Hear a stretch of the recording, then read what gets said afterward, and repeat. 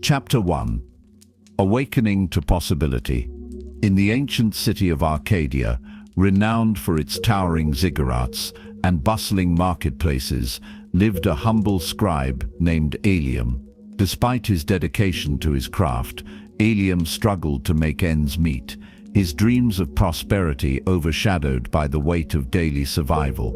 Each day, he meticulously transcribed documents, yet his earnings were meager, barely sufficient to sustain him.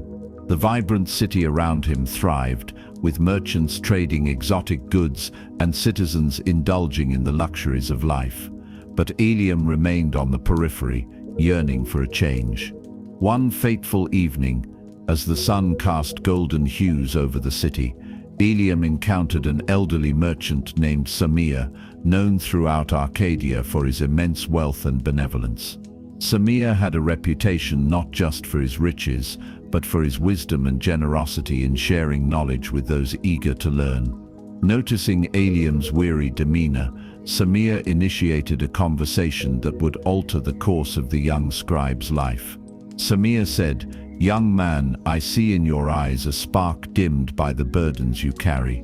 Tell me, what troubles your heart?" Eliam replied, "Esteemed sir, I toil day and night, yet my earnings scarcely suffice for my needs. I yearn for a life of abundance, but know not the path to such a destiny." Samir responded, "Ah, the plight of many. But know this, wealth is not merely a measure of coins, but a reflection of one's mindset and habits. Are you willing to embark on a journey to uncover the wealth within?" "With all my heart, I seek such enlightenment," Eliam affirmed. Seeing Eliam's earnest desire for transformation, Samir's expression softened with empathy and understanding. Samir explained, "I once stood where you stand now, yearning for a brighter future. It was through the guidance of 10 ancient scrolls that I found my path to prosperity. These scrolls contain principles that, when practiced diligently, can lead to unparalleled success and fulfillment. I am willing to share this wisdom with you, should you choose to accept it." Eliam expressed his eagerness, saying, "I am humbled by your offer and eager to learn." "Very well, let us begin with the first scroll," Samir said, reaching into his satchel and retrieving a weathered scroll, its edges frayed with age. Unfurling it gently, he began to read aloud. "Scroll, I will form good habits and become their slave. Our lives are the sum of our habits. To change one's destiny, one must cultivate positive habits that align with their aspirations. Consistency and dedication are paramount in this endeavor." Eliam inquired, "But how does one replace old detrimental habits with new beneficial ones?" Samir advised, "By recognizing the habits that no longer serve you and consciously choosing actions that propel you toward your goals. It requires mindfulness and persistence. Remember, a small daily task, if it be really daily, will beat the labors of a spasmodic Hercules." Eliam nodded thoughtfully, absorbing the wisdom imparted to him. The seed of transformation had been planted, and with it, a newfound hope began to blossom within his heart. Samir continued, "The second scroll reads, I will greet this day with love in my heart." Embracing love as a guiding principle transforms interactions and opens doors to opportunities. Approaching life with genuine affection and kindness attracts prosperity and joy. How can love influence one's path to success? Eliam asked. Samir explained, "Love fosters connection, trust, and loyalty. When you operate from a place of love, you build relationships that are the cornerstone of any prosperous endeavor. It is through these bonds that opportunities arise and fortunes are made." As the evening shadows lengthened, the bond between the wise merchant and the eager scribe deepened. Together they embarked on a journey through the ancient wisdom of the scrolls, each lesson illuminating the path to the wealth within. Samir stated, "The third scroll declares, I will persist until I succeed." Persistence is the bedrock of achievement. Many falter after initial failures, but those who persevere, who view setbacks as lessons rather than defeats, are the ones who ultimately triumph. Eliam questioned, "Is there a limit to persistence? Persistence must be coupled with wisdom." Samir replied, "Recognize when a path is unwise, but do not let temporary obstacles deter you from your worthy goals. Adjust your sails, but keep your destination in sight." Eliam felt a stirring of determination, a rekindling of the fire that had long been subdued by doubt and fear. Samir continued, "The fourth scroll imparts, 'I am nature's greatest miracle.' Recognizing one's unique potential fosters self-confidence. Every individual possesses inherent talents and abilities. Acknowledge and harness your distinct gifts, for they are the keys to your personal treasure trove." But how does one discover these gifts? Eliam wondered. Through introspection, exploration, and the courage to step beyond your comfort zone, Samir advised. Often our talents lie dormant, waiting for the spark of curiosity and the flame of action to bring them to light. The night deepened, stars shimmering above, as if bearing witness to the unfolding enlightenment. Eliam's heart swelled with a sense of purpose, the path to his aspirations becoming clearer with each revelation. Samir shared, "The fifth scroll advises, 'I will live this day as if it is my last.' The fleeting nature of time necessitates a sense of urgency in pursuing one's goals. Seize each day with vigor, making the most of every moment, for procrastination is the enemy of progress." Eliam asked, "How can one maintain such intensity without succumbing to exhaustion?" "It is not about relentless toil, but about mindful presence," Samir clarified. "Engage fully in your tasks, find joy in your endeavors, and rest when needed. Balance is the key." Eliam pondered this, realizing that his days had often been consumed by worry for the future or regret for the past, seldom fully embracing the present. Samir taught, "The sixth scroll teaches, 'I will be master of my emotions.' Emotional intelligence is crucial for sound decision-making. By managing your emotions, you ensure they serve you rather than hinder your progress." "But emotions are powerful and often uncontrollable," Eliam remarked. "True, but with practice you can observe your emotions without being governed by them," Samir explained. "Like a captain steering a ship through turbulent seas, acknowledge the storm but maintain your course." A sense of calm washed over Eliam as he envisioned himself navigating the waters of his emotions, steering toward the horizon of his dreams. Samir added, "The seventh scroll suggests, 'I will laugh at the world.' Maintaining a sense of humor alleviates stress and fosters resilience. Laughter is a powerful tool in overcoming adversity, lightening burdens, and strengthening the spirit." Eliam questioned, "Can laughter truly influence one's fortunes?" "Indeed, for it shifts perspective, dissolves tension and attracts positivity," Samir affirmed. "A light heart navigates challenges with greater ease." Eliam chuckled softly, feeling the weight on his shoulders lighten. Samir continued, "The eighth scroll declares, 'Today I will multiply my value 100-fold. The truly prosperous understand that wealth is not merely acquired, it is created. If you wish to receive more, you must become more. You must grow, develop and refine yourself until your value is undeniable." Eliam frowned. "But I am merely a scribe. How can I increase my value?"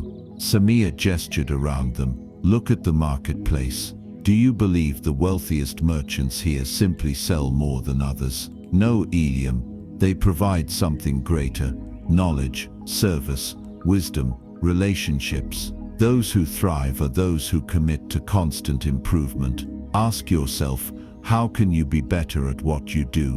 What knowledge can you acquire? What skills can you hone?" Eliam looked down at his hands, rough from years of ink-stained toil. He had always assumed his fate was fixed, dictated by the work he was born into. But now, for the first time, he saw a crack in that illusion. Samia's voice softened. The ninth scroll says, "I will act now. This is the secret that separates those who dream from those who achieve." How many men do you know who say, "One day I will do this," or "One day I will become that"? And how many of them ever change? Eliam thought of the men in the taverns, speaking endlessly of their ambitions but never taking a step toward them. He had always thought himself different. But was he? Had he not too spent years wishing for more, yet doing nothing to claim it? Samia leaned forward. Your life will change the moment you decide to act. Not tomorrow, not next week, but now. A wealthy man does not wait for opportunity. He creates it. Eliam exhaled slowly. He had spent so much time waiting, hoping for some external force to change his fate. But what if that power had been in his hands all along? Samia held up the final scroll. And the last lesson, he said, his voice reverent, "I will pray for guidance. Wealth of the mind and wealth of the spirit must walk hand in hand. Many men chase fortune but neglect wisdom, and in doing so they become lost. Seek knowledge, seek truth, and seek that which is greater than yourself. Only then will your wealth endure." Eliam closed his eyes, letting the words sink in. When he opened them, he looked at Samia, his voice steadier than before. "How do I begin?" Samia smiled and placed the first scroll into Eliam's hands. "By reading, by applying, by living these words, not just knowing them, and most of all by believing that you are worthy of the wealth within you." Eliam tightened his grip on the scroll. Something had changed within him. The path ahead was unknown, but for the first time in his life, he was ready to walk it. He stood, looking down at the old merchant. "Thank you." Samia nodded knowingly. "This is only the beginning, Eliam. The true journey starts now." Eliam turned, walking toward his modest home, the scroll pressed tightly to his chest. Tomorrow would not be like today. For the first time, Eliam would wake with purpose, and nothing would be the same again. Chapter 2. The Fateful Encounter. As the sun dipped below the horizon, casting a golden glow upon the streets of Arcadia, Eliam walked with heavy steps, his mind clouded with uncertainty. The marketplace, once vibrant with the calls of traders and the laughter of children, had begun to quiet. Lanterns flickered to life, casting long shadows against the towering stone buildings. He paused at the city's central fountain, watching as ripples formed on the water's surface. His reflection stared back at him, a man with calloused hands, weary eyes, and a soul burdened by unrealized dreams. It was in this moment of silent contemplation that he heard a voice, rich with wisdom and age, yet carrying an unmistakable warmth. "Why do you sigh so deeply, young man?" Eliam turned toward the voice and saw an elderly man seated on a nearby stone bench. His robe was simple, yet finely woven. A golden medallion, aged but polished, rested against his chest, engraved with a symbol Eliam did not recognize. He carried himself with quiet confidence, his piercing eyes exuding the kind of knowledge that only time and experience could bestow. The man gestured to the seat beside him. "Sit, if you wish. Share your thoughts with an old man who has walked many roads." Eliam hesitated. What could an old merchant possibly know of his struggles? But something in the man's demeanor made him curious. He sat. "I work tirelessly," Eliam admitted. "Every day I wake before dawn.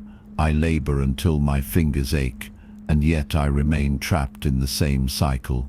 I see men no wiser than me, no more skilled than I, living lives of wealth and ease. What do they possess that I do not?" The old man studied him for a moment, then smiled. "Ah, the question that has plagued men for centuries. What separates those who thrive from those who merely survive?" He leaned forward, his voice softer now. What if I told you that wealth is not found in gold or silver, but in knowledge and habit? That the greatest fortunes in history were built not by luck, but by understanding and discipline.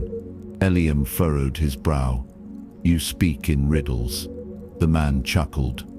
Perhaps, but the answers you seek are simple. Tell me, do you believe that success is reserved for the fortunate, or do you believe it can be learned? Eliam hesitated. He had never truly considered that wealth, real, lasting wealth, could be the result of a learned process rather than chance. The old man's gaze never wavered. I am Samir, once a poor merchant's son, now a man who no longer fears scarcity. And I tell you this, prosperity is a skill, not a blessing. If you wish to know its secrets, I will teach you. Eliam's heart quickened. A teacher, a mentor. He had long envied the sons of noblemen who learned from great scholars, but to be taught the ways of wealth, it felt too good to be true. Why would you share such knowledge with me? He asked, cautious. Samir smiled, his fingers tracing the edge of his medallion, because long ago, a wise man once sat beside a young, struggling merchant and offered him the same choice I offer you now. I have walked the road you are on, and I know where it leads, but I also know another path, one of abundance, purpose, and mastery over one's own fate. Eliam swallowed hard. Was this the moment his life would change? Could the wisdom of one man alter his destiny? Samir reached into his satchel and pulled out a small bundle wrapped in silk. With careful precision, he unraveled the fabric, revealing several aged scrolls. The parchment was worn, but the ink remained bold and precise. These, Samir said, his voice carrying a quiet reverence, contain the teachings that transformed my life, the lessons I followed to escape mediocrity. If you choose to walk this path, know this, it will not be easy. You must be willing to unlearn what you have accepted as truth.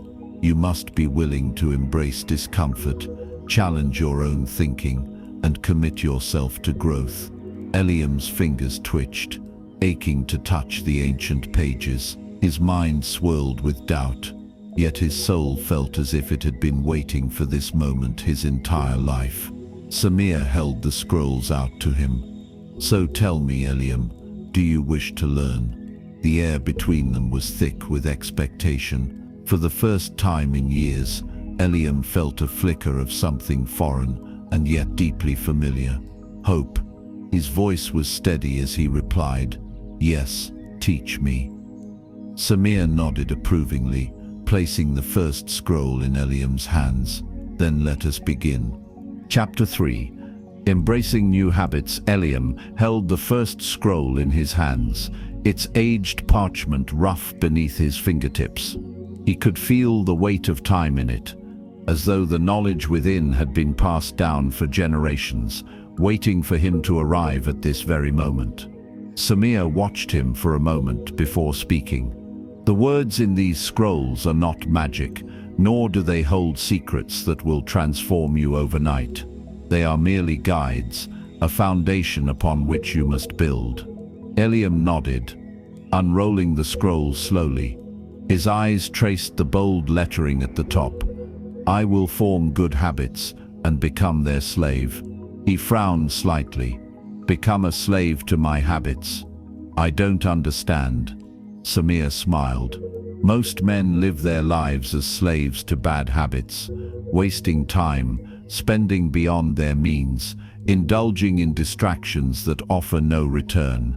The truly successful, however, forge habits that serve them. And once a habit is formed, it will carry you forward with little effort.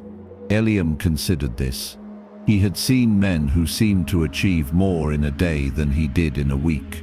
Was it possible that their success was nothing more than a collection of daily habits, repeated until they became second nature? Samir continued, if you wish to change your life, you must first change what you do every single day. Tell me, Eliam, what does your morning look like? Eliam sighed, rubbing his temple. I wake early, but I feel sluggish. I go to the marketplace, waiting for work to be assigned. I write all day, take my pay, and return home too tired to think of anything else. Samir nodded thoughtfully. And what if you used your mornings differently? What if, instead of waking to exhaustion, you woke with purpose? Eliam scoffed. And how does one wake with purpose when one goes to bed in despair? Samir chuckled, placing a firm hand on Eliam's shoulder. By setting intention the night before. The way you end your day determines the way you begin the next. If you go to sleep thinking of failure, you will wake with doubt. But if you retire at night with a plan, a goal, a vision, then when morning comes you rise with direction. Eliam thought of how often he had gone to bed feeling drained, dreading the repetition of another day.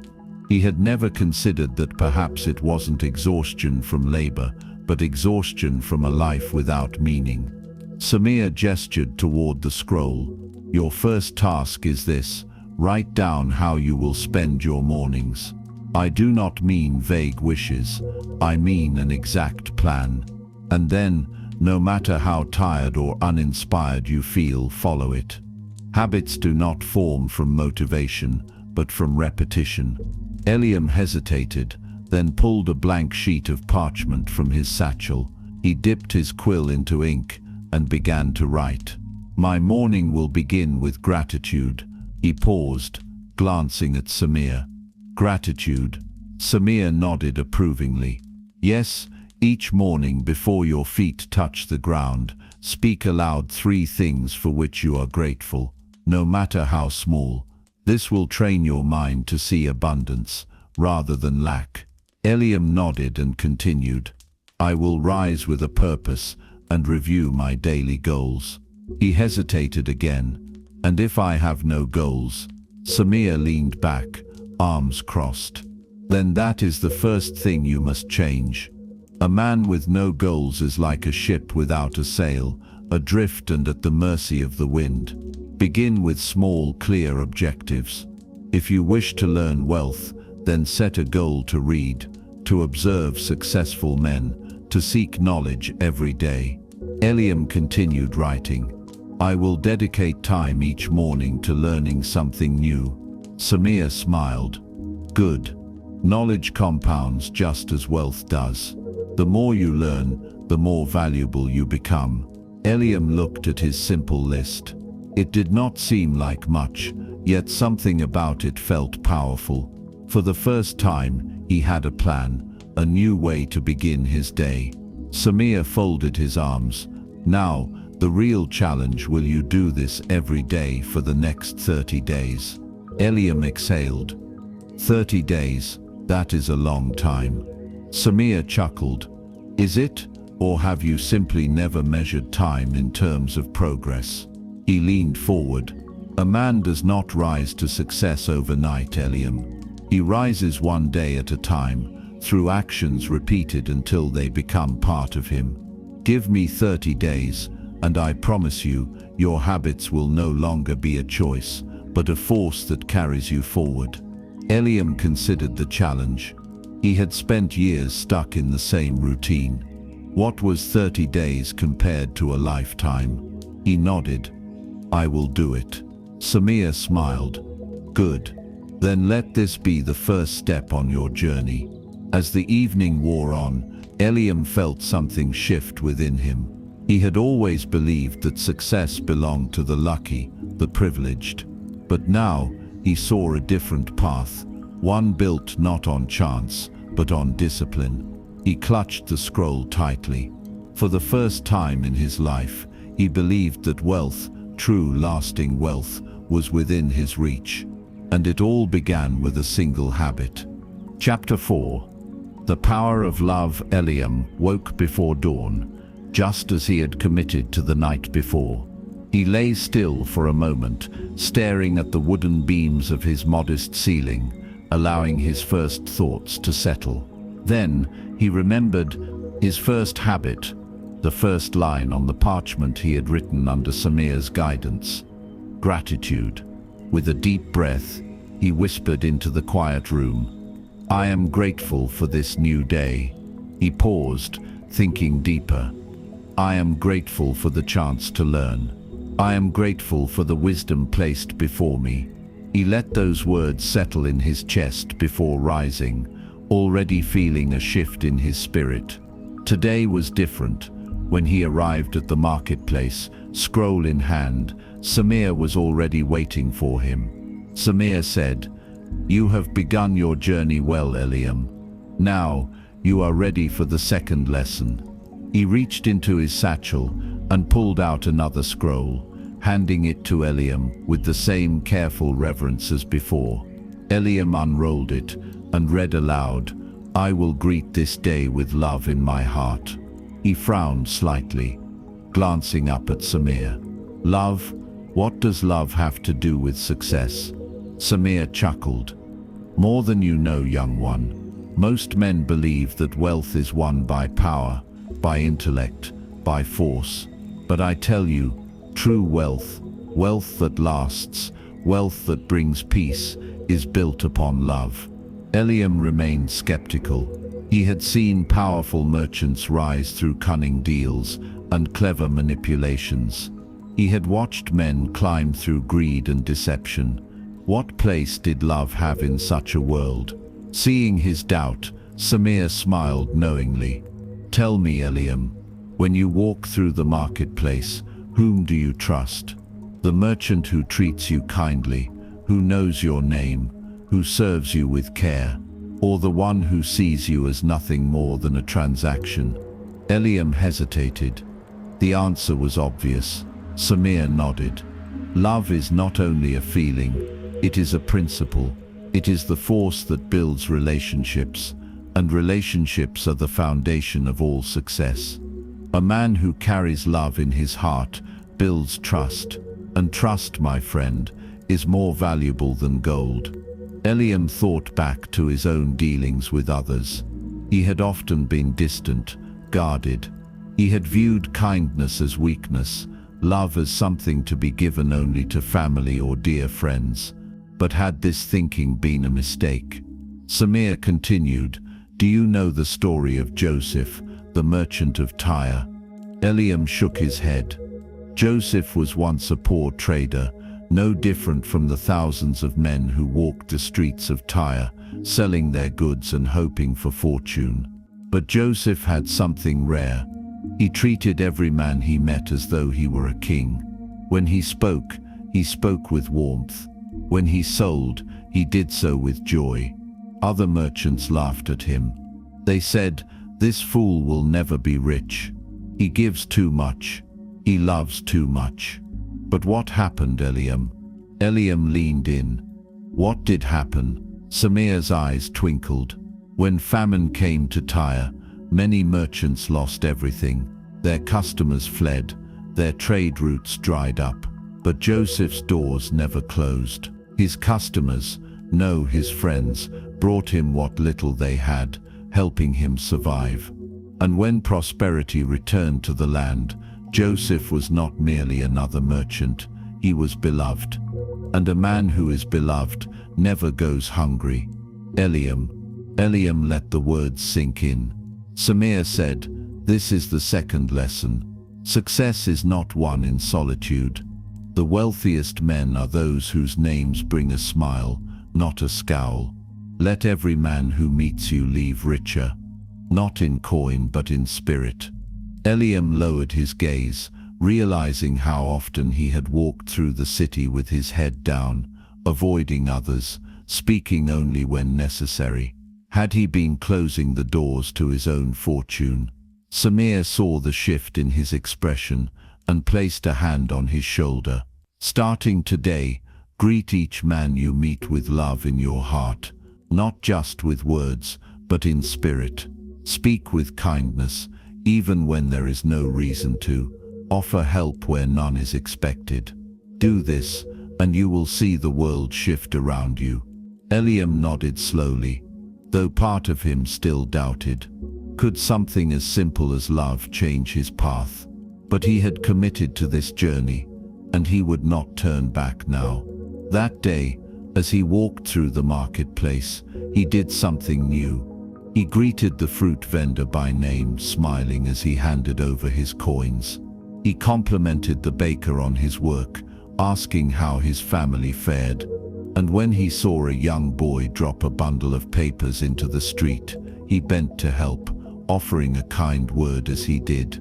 The boy beamed. "Thank you, sir." Eliam froze at the word. Sir, no one had ever called him that before. He had always been scribe, worker, boy. But today he was sir, and for the first time Eliam understood. Love was not a weakness, love was power. And with that, he took another step toward the wealth within. Chapter 5. Cultivating persistence. Eliam returned home that evening with a different feeling in his chest. The day had been lighter. Not because his work had changed, nor because he had earned more coin than usual, but because he had changed. For the first time, he had chosen to see the people around him not as obstacles or mere figures in the background of his own struggles, but as fellow travelers on their own journeys. He had spoken to them differently. He had treated them differently. He had treated them differently, and they had responded in ways he never expected. A merchant had given him an extra apple, free of charge. A passing stranger had nodded to him with familiarity rather than indifference. The baker had invited him to stop by for a fresh loaf in the morning. Had love alone done this? As he rolled out his sleeping mat, he realized he did not have an answer yet, but he would continue. For the first time in his life, he wanted to see what happened if he did not give up. The next morning, Eliam arrived at the marketplace early. Samir was waiting for him, as always, seated beneath the great stone archway that marked the center of Arcadia's trade district. The old merchant gave him a knowing look. "Your eyes are different today." Eliam hesitated, then nodded. "I did as you asked. I greeted each man with love in my heart." "And what did you learn?"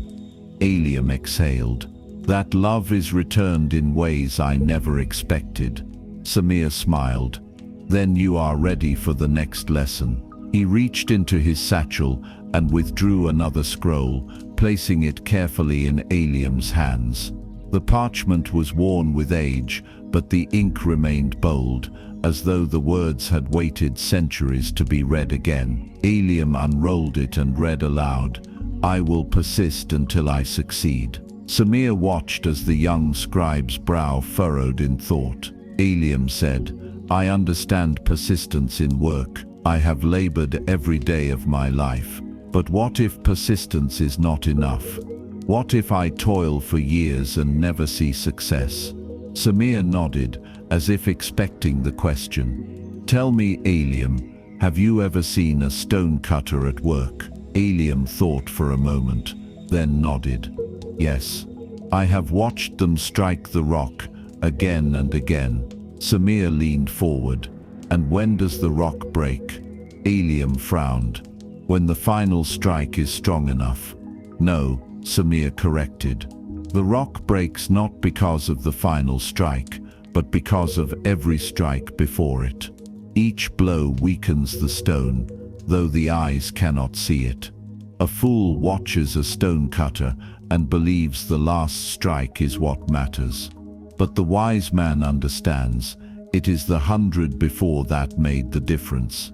Eliam fell silent. Samir continued, "Most men quit when they do not see results.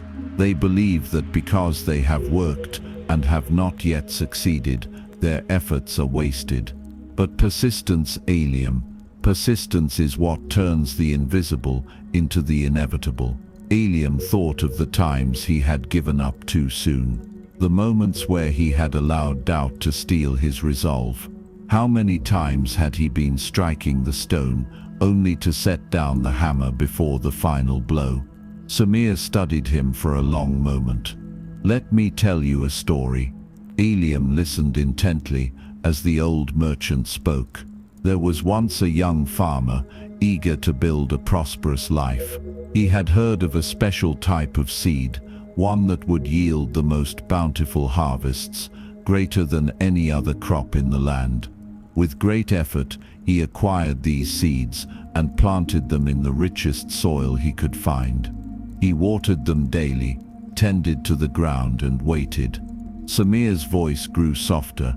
Days passed, then weeks, then months, and still nothing grew. Eliam's brow furrowed. The seeds were bad. Samir shook his head. No, but the farmer did not know this. He saw no progress. His neighbors laughed at him, saying he had been deceived. And so, after 2 years of seeing nothing, he gave up. He left his fields to ruin and walked away. Eliam swallowed. What happened next? Samir leaned back against the stone archway. Another farmer came upon the land and saw the soil, rich and prepared. He recognized the seeds that had been planted, and unlike the first farmer, he knew something that the young man did not. Samir paused.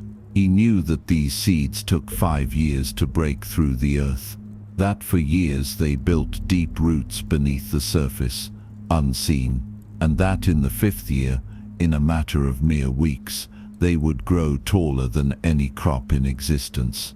Eliam's breath caught. And the first farmer, Samir, spread his hands. He never reaped the rewards of his labor, because he did not know how close he was. The weight of the lesson settled heavily on Eliam's shoulders. How many times had he abandoned his own fields too soon? Samir's voice was quiet but firm. You must persist, Eliam, not just in labor, but in faith. Do not measure progress by what you see today, but by what you build beneath the surface. Most men quit when the soil looks barren, but the wise, they continue, because they know that growth is happening even when it is not visible. Eliam gripped the scroll tightly. I will persist until I succeed. Samir nodded, satisfied. Then you are already further along than most. That day, as Eliam returned to his work, he saw everything differently. He saw the stone cutter striking his rock. He saw the barren fields where the tallest crops would one day grow. He saw himself, not as a man waiting for fortune, but as a man laying the foundation for something greater. He would no longer measure success by what he could see. He would measure it by his commitment to the process. And so, Eliam pressed forward, not knowing how close he already was. Chapter 6. Recognizing self-worth, Eliam had spent the past several days living the lessons Samir had given him. Each morning, he spoke his gratitude aloud before rising. He greeted every man he met with warmth and love. He pushed forward in his work, knowing that persistence was not about seeing immediate results, but about trusting in the unseen growth beneath the surface.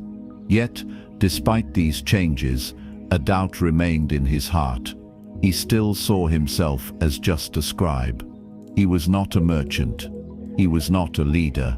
He had no wealth, no great influence. He wondered, who was he to think he could be more? That evening, as he sat beside Samir beneath the great archway of the market, the old merchant watched him closely. Samir said, You carry a heaviness today, Eliam. Speak. Eliam exhaled, looking at his hands. I have done all that you've asked, but I am still the same man. The city has not changed for me. The world does not yet see me as anything greater. Samir nodded knowingly and reached into his satchel, pulling out another scroll. He placed it in Eliam's hands and gestured for him to read. Eliam unrolled the parchment, his eyes scanning the bold words written upon it. I am nature's greatest miracle. He hesitated. I do not understand. Samir smiled. That is because you have never been told, but today you will learn. He gestured toward the marketplace. Tell me, Eliam, how many scribes are in this city? Eliam furrowed his brow. Many, dozens at least. Samir nodded. And how many men have lived before you? Eliam thought for a moment. Thousands, millions perhaps. Samir leaned forward. And yet, Eliam, there has never been, nor will there ever be another you. Not one man, in all of history, has lived with your exact thoughts, your exact talents, your exact path. No one else can do precisely what you can do, in the way that you do it. Eliam was silent. Samir continued, a seedling does not compare itself to the tree beside it. It does not say, that tree is taller, so I must be worth less. No, it simply grows. It stretches toward the sun, knowing that its purpose is its own. Eliam frowned. But I am not special.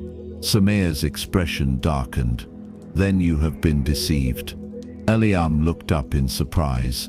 Samir spoke firmly. Who told you that you were not special? Was it the man who failed and wanted you to fail as well?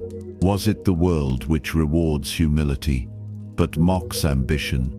Was it the voices in your own mind that whisper doubt because they fear the weight of greatness?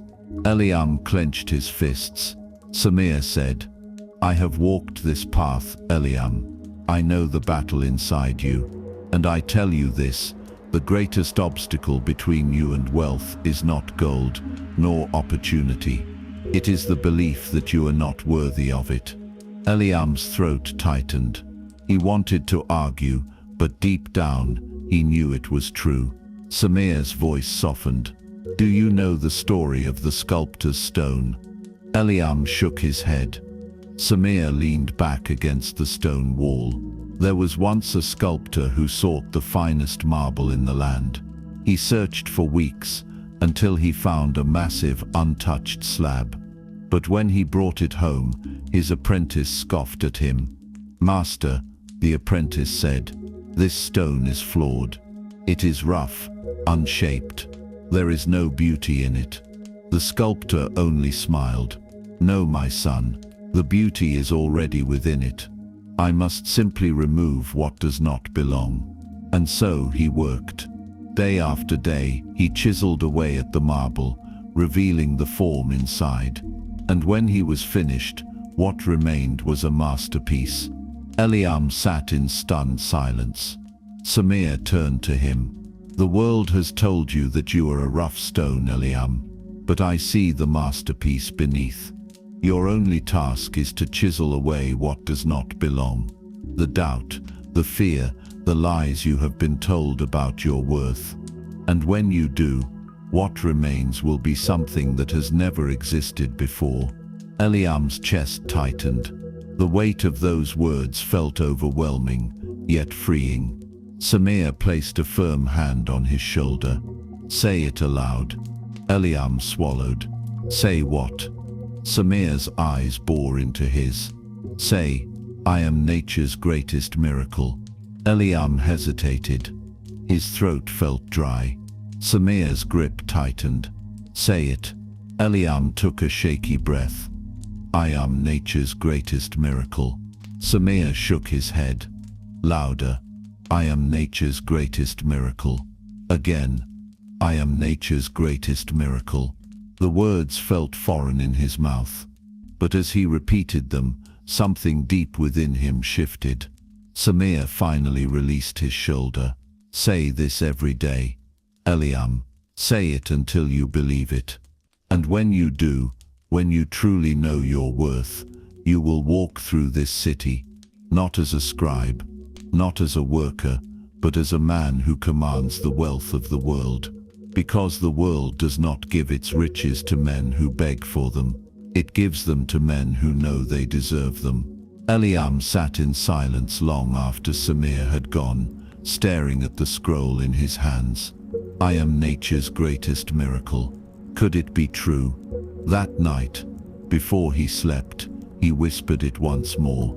I am nature's greatest miracle. And for the first time in his life, he almost believed it. Chapter 7. Living fully. Each day Eliam awoke before the sun, his mind still lingering on the words from the night before. I am nature's greatest miracle. He whispered them again, testing their weight on his tongue, as though speaking them might help him believe them. Something felt different. The city outside his window was the same, the streets filled with merchants setting up their stalls, the scent of freshly baked bread wafting through the air, but within him something had begun to shift. For the first time in his life, he was not simply waking to another day, he was waking with purpose. As he made his way through the city, he found himself walking taller, his shoulders back. He noticed the way people moved, the way some strode forward with confidence, while others slumped, eyes to the ground. Had he always been one of those men? Had he spent his life shrinking, believing he had nothing to offer the world? He had been given the first glimpse of his own worth, and now he found himself questioning something even greater. What if I have been wasting my days?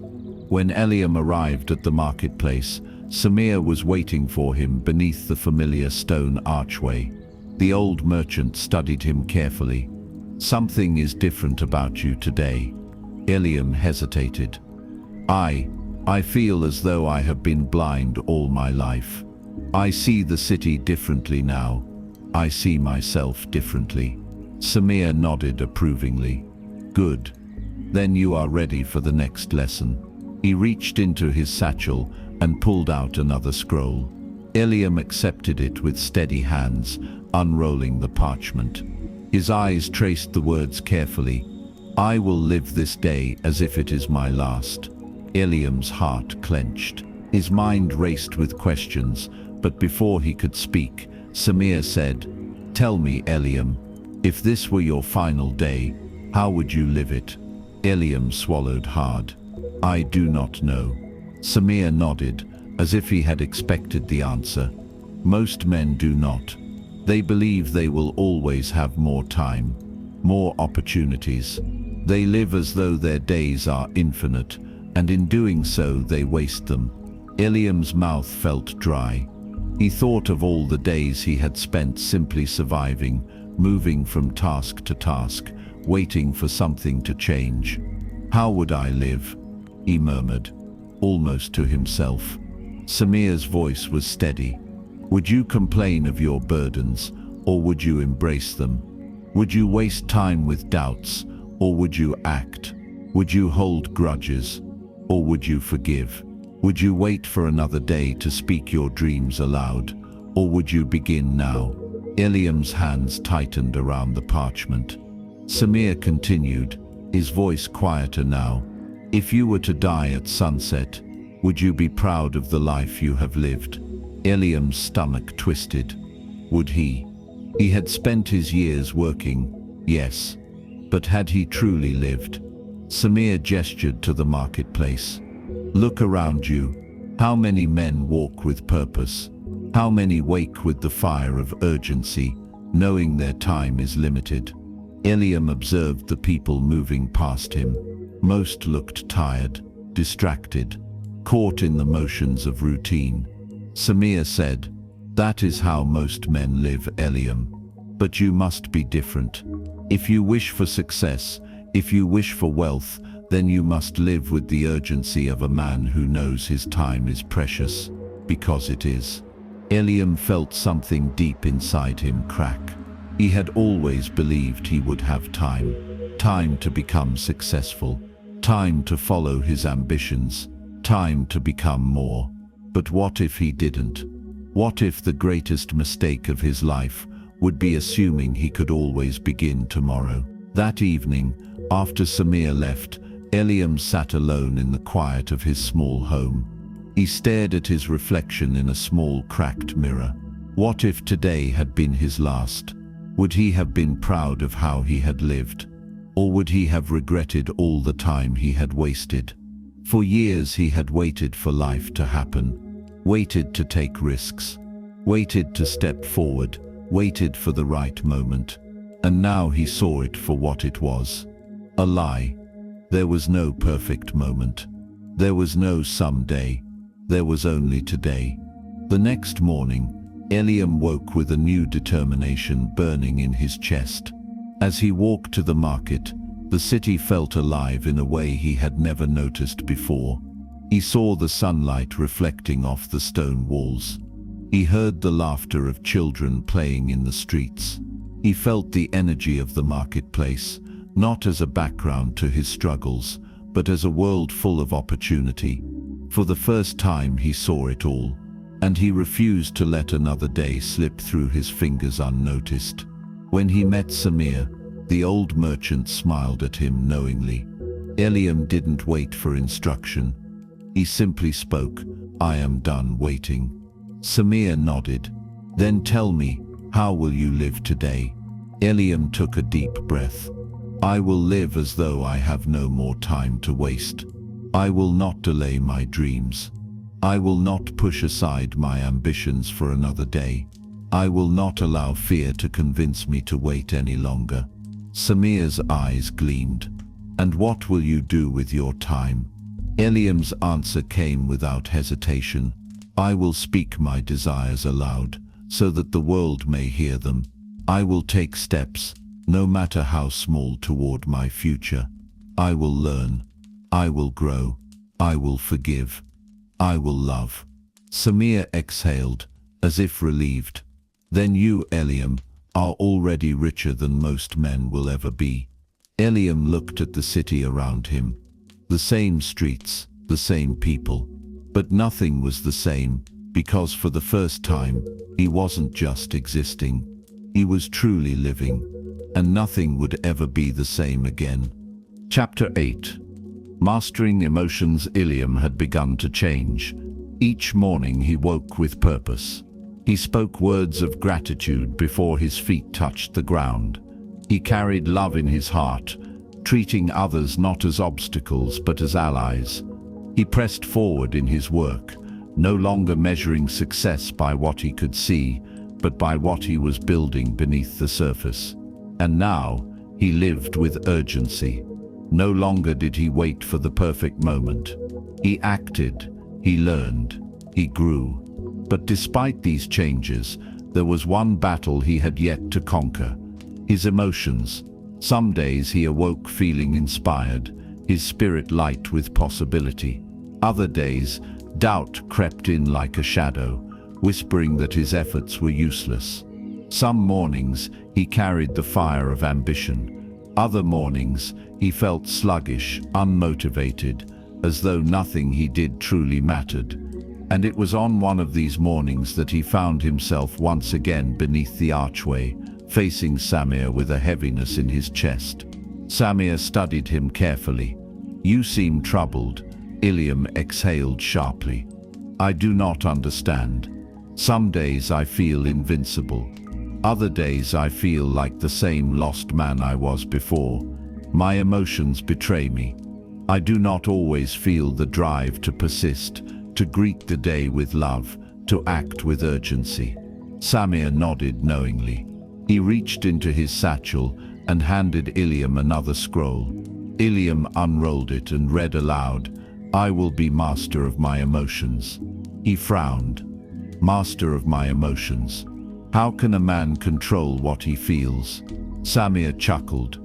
"Ah, Eliam, you believe that emotions are something that happen to you, that they are like the wind, blowing where they please, changing without reason." Eliam hesitated. "Are they not?" Samir shook his head. "No. A man does not control the wind, but he can adjust his sails." Eliam was silent, waiting for Samir to continue. The old merchant folded his hands in his lap. Most men allow their emotions to rule them. If they wake feeling tired, they surrender to idleness. If they feel discouraged, they abandon their work. If they feel anger, they lash out. They believe they have no choice. Samir's eyes bore into Eliam's. "But you, Eliam, you must be different. You must rule your emotions, or they will rule you. Eliam swallowed. How? Samir leaned forward. By understanding them. Tell me, when you feel weak, what does your mind say? Eliam thought for a moment. It tells me I am not strong enough, that I should rest, that my work is in vain. Samir nodded. And when you feel strong, what does it say? That I can do anything, Eliam said. That nothing can stop me. Samir smiled. So which voice is telling the truth? Eliam frowned. I do not know. Samir sat back. That is because both are lies. Eliam blinked. Lies? Samir nodded. Your emotions are like waves, constantly rising and falling. But the truth of who you are does not change. One day you feel unstoppable. The next you feel like a failure. Yet you are the same man. Which means the emotions are false. They do not define you. Eliam's hands tightened around the scroll. Samir's voice softened. This is the key, Eliam. Act not according to how you feel, but according to what you know. A weak man obeys his emotions. A strong man obeys his principles. Eliam took a slow breath. So even if I feel tired, I work. Samir nodded. Yes. Even if I feel afraid, I act. Yes. Even if I feel doubt, I persist. Samir's eyes gleamed. Especially then, Eliam felt something click in his mind, like a lock turning in a door he had never noticed before. All his life, he had waited to feel ready, waited for motivation, waited for confidence, waited for certainty. But what if he could move forward without them? That evening, as Eliam walked through the city, he tested Samir's words. He still felt uncertainty. He still felt exhaustion. He still felt exhaustion. He still felt moments of frustration. But this time, he did not stop to question them. Instead, he moved forward anyway. He focused on what he knew, not what he felt. And to his surprise, the emotions passed. By the time he arrived home, the doubt had faded. The frustration had loosened its grip. He realized, with a quiet sort of amazement, that had he listened to his feelings, he would have done nothing today. And instead, he had done everything. The next morning, when he arrived at the archway, Samir did not ask him how he felt. He did not need to. Eliam's posture, the steady light in his eyes, said enough. Instead, Samir simply said, "What is the lesson, Eliam?" Eliam met his gaze. "I do not need to feel ready to act. I will move forward whether I feel strong or weak, because my emotions do not define me. My actions do." Samir nodded, satisfied. And with that, Eliam had taken another step toward the wealth within. Chapter 9. Finding joy. Eliam awoke with the sun casting a golden hue across his small room. His mind, sharper now than it had been in years, replayed the lesson from the day before. Master your emotions. Do not let them master you. He had begun to live by this truth, pressing forward in action rather than waiting to feel ready. Yet, something still weighed on him, something he could not name. He had worked tirelessly. He had built new habits. He had learned to live with urgency. He had chosen to see himself as worthy of success. And yet, something within him still felt heavy. As he walked toward the market that morning, he noticed the faces around him. Some were filled with determination, others with exhaustion. But what struck him most was the absence of something: laughter. There was no joy in the eyes of the merchants as they counted their coins, no ease in the shoulders of the scribes rushing to their duties. Even the wealthiest men he passed carried tension in their brows, as if every gain brought new weight to bear. Was this the price of success? To gain the world and lose the lightness of living? By the time he reached the archway where Samir sat waiting, Eliam's heart was troubled. Samir studied him carefully. "You look as though you've seen something that disturbs you." Eliam sat beside him, running a hand through his hair. "I have learned much, Samir. I have changed. And yet, something is missing. I see men with wealth, men with power, men who have achieved everything we are working toward." Samir nodded, waiting for him to continue. Eliam exhaled. "And yet, they are not happy. Their faces are hard. Their hearts seem burdened. They have everything, and yet they seem to enjoy nothing." Samir smiled, as if Eliam had finally asked the right question. "You have reached an important realization, my friend," Samir said. "Many believe that success alone will bring them happiness. But what you see in these men is proof of the greatest mistake one can make on this journey." Eliam frowned. "Which mistake?" Samir reached into his satchel, pulling out another scroll. He handed it to Eliam, who unrolled it slowly. The words were simple, yet they carried a profound weight. "I will laugh at the world." Eliam blinked. "Laugh at the world?" Samir nodded. "Yes, for what is the purpose of gaining riches, of achieving greatness, if a man cannot enjoy the life he builds?" Eliam remained quiet, considering the words. Samir continued. "Let me tell you a story. The merchant and the jester. There was once a merchant named Omar," Samir began, "who was known throughout the city for his ambition. From the time he was a boy, he worked tirelessly, never resting, never slowing. He believed that joy was for fools, that laughter and ease were distractions from his goal.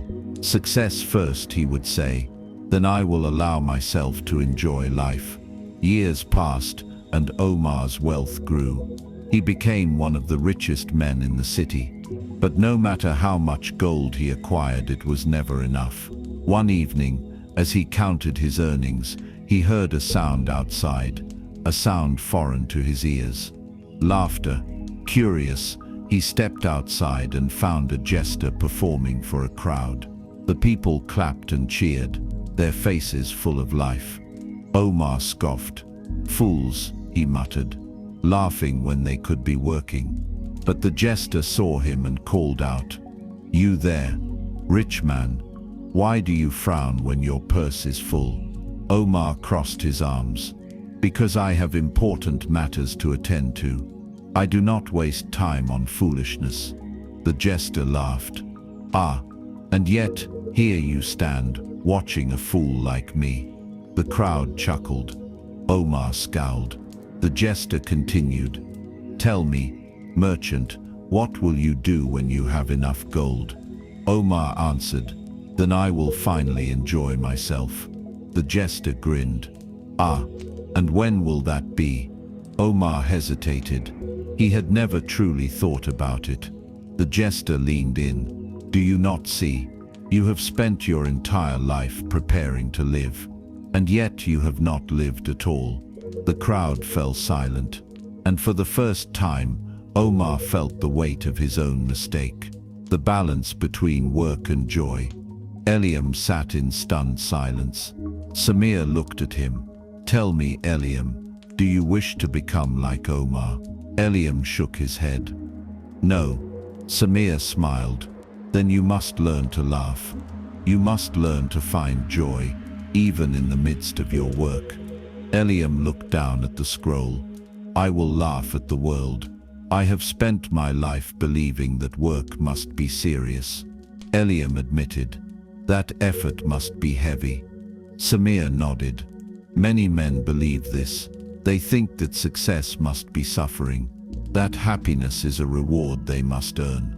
But I tell you, Eliam, the most powerful man is the one who can work hard and still smile, still laugh, still enjoy the journey." Eliam exhaled. "How do I do this?" Samir gestured to the marketplace. "Start small, find humor in your mistakes. When you stumble, laugh instead of curse. When you fail, Smile at the lesson rather than drown in frustration.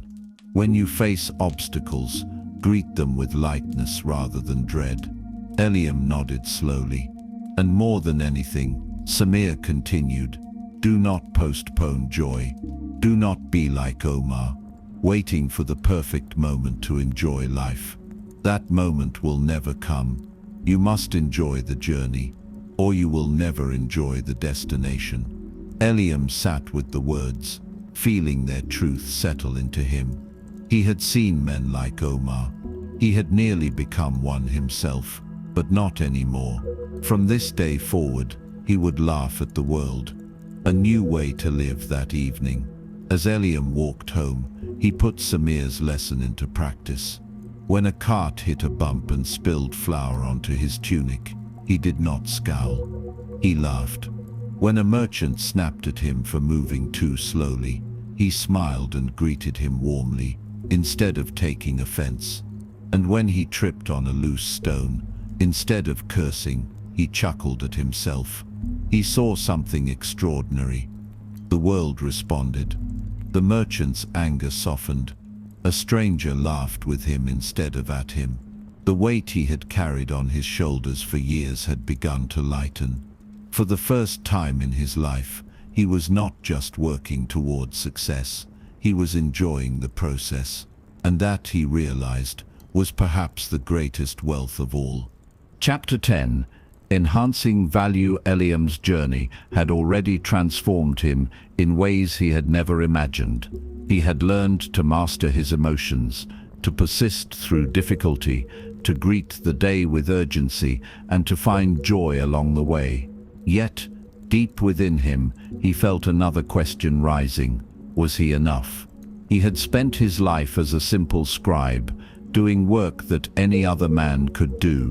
What made him valuable in a city filled with men who could write just as well as he could? If he truly wished to build a life of abundance, he knew he needed to become more. But how does a man increase his worth? These thoughts consumed him as he walked toward the marketplace, where Samir waited for him as always. You have a question for me, Eliam, Samir said, studying his face. Eliam nodded, sitting beside him. I understand the lessons you've given me, but something still troubles me. There are many scribes in this city, many merchants, many workers. What makes one man rise above the rest? Samir smiled. You are beginning to ask the right questions. He reached into his satchel and pulled out another scroll, handing it to Eliam. The young scribe unrolled it carefully, reading the words written across the parchment. Today I will multiply my value 100-fold. Eliam frowned. Multiply my value. How does a man do that? Samir chuckled. Ah, Eliam, most men go through life believing they are set in stone, that their worth is fixed, that they can do no more than they have always done. They work the same jobs, perform the same tasks, and wonder why they never move forward. But a man who understands his own value does not remain the same. He grows, he evolves, he expands his abilities until he becomes indispensable. Eliam sat with these words, absorbing them carefully. So you are saying a man must increase his abilities if he wishes to increase his worth? Exactly, Samir said. Tell me, Eliam, if you had only one skill and another man had 10, who would be more valuable? The man with 10 skills, Eliam answered without hesitation. Correct, Samir said. And if you had 2 skills and another man had 50, who would rise higher in the world? Eliam sighed. The man with 50. Samir nodded. Then the answer is simple. If you wish to increase your value, you must increase what you have to offer. Eliam's mind was already racing. But where do I begin? Samir's expression grew serious. Start where you are. Ask yourself, what skills do you lack? What knowledge would make you more valuable than the man beside you? What do the wealthiest men in this city know that you do not? Eliam thought for a long moment. "I know how to write," he said finally. "But there are many scribes in this city. If I were to learn the language of trade, I could write contracts for merchants. If I were to study law, I could record legal agreements for the courts. If I learned arithmetic, I could calculate business transactions instead of merely writing them." Samir smiled. "Now you are thinking like a man of value." Eliam nodded slowly. "So the key to wealth is not merely working harder, it is working smarter." "Precisely," Samir said. "Most men believe that working harder will make them rich.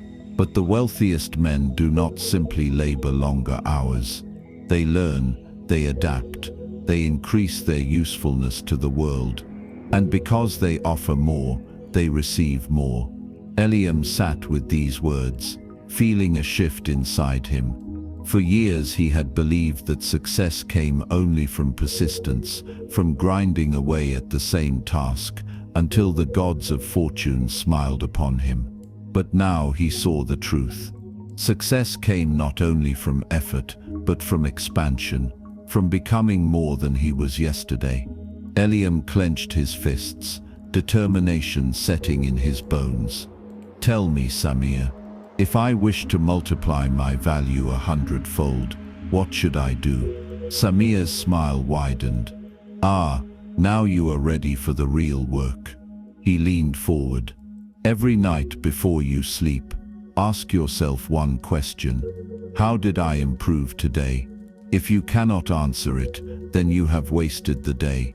Every sunrise must bring new learning, new refinement. If you cannot read, learn. If you cannot calculate, study. If you lack wisdom, seek it." Eliam felt his heart pounding. Samir continued, "Do not wait for another man to teach you. Do not wait for permission to grow. If you wish to learn the art of trade, go to the merchants and listen. If you wish to learn the law, watch the court scribes at work. If you wish to understand wealth, study those who have built it." Eliam gripped the scroll tightly. "I will do this," he said, his voice steady. "I will not waste another day believing I am limited to what I know now. I will grow, I will multiply my value." Samir's expression was one of deep satisfaction. "Then Eliam, you will become unstoppable." The young scribe stood, his heart ablaze with purpose. For years he had worked only to survive, but now he would work to become. From this moment on, he would expand his abilities, sharpen his mind, and refine his skills until no man in Arcadia could match his worth. He would multiply his value, and in doing so, he would claim a future greater than he had ever imagined. Chapter 11.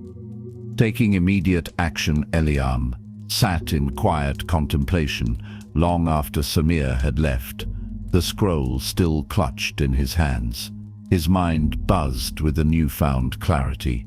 For so long, he had believed that time was his ally, that success was something he could pursue later, after he had gathered more experience, after he had found the right moment, after the world had somehow changed in his favor.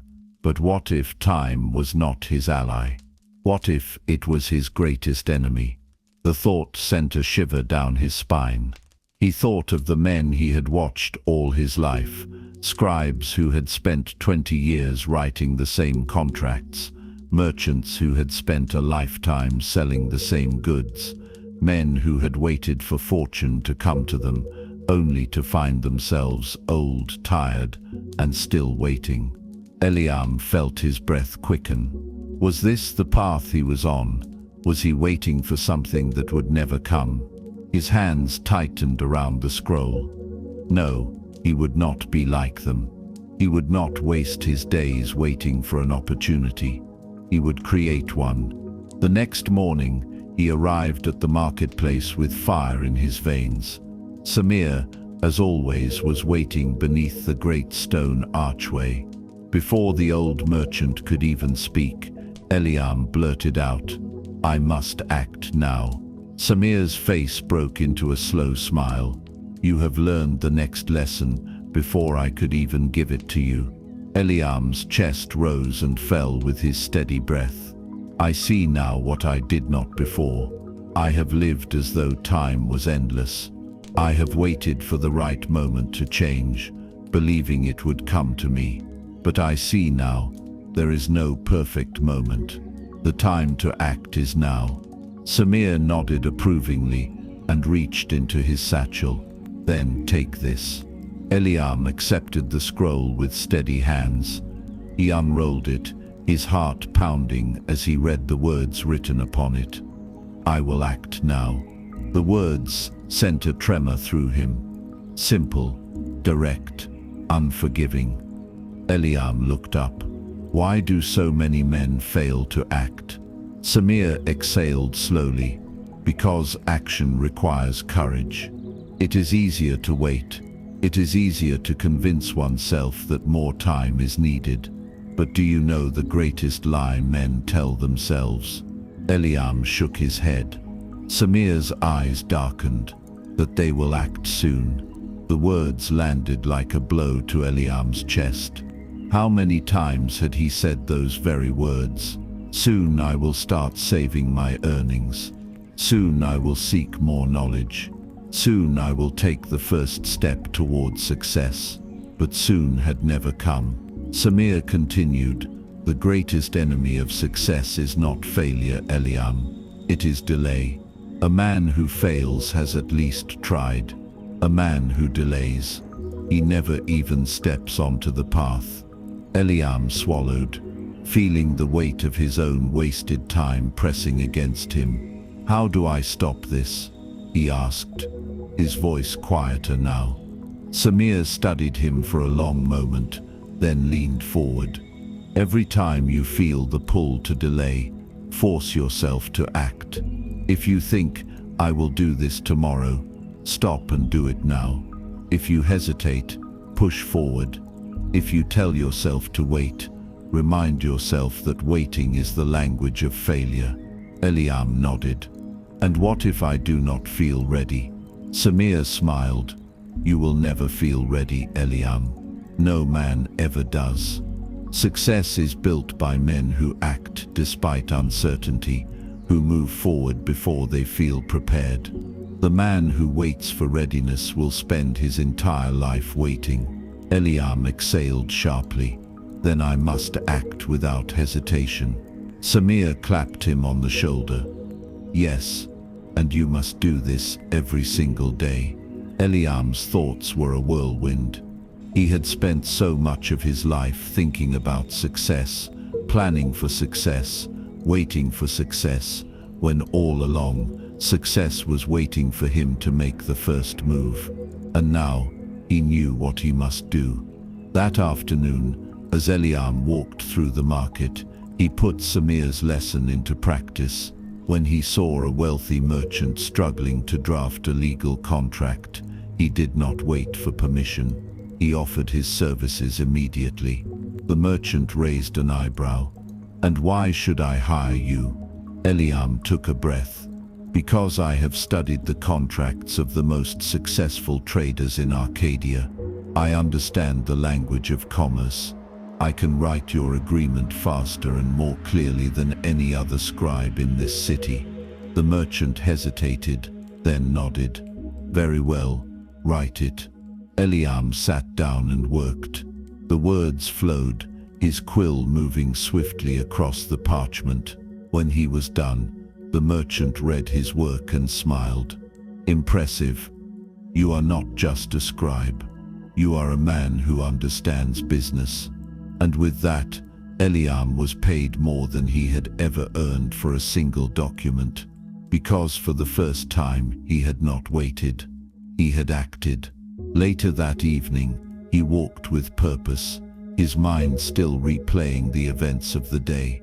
What else had he delayed? What else had he been waiting for?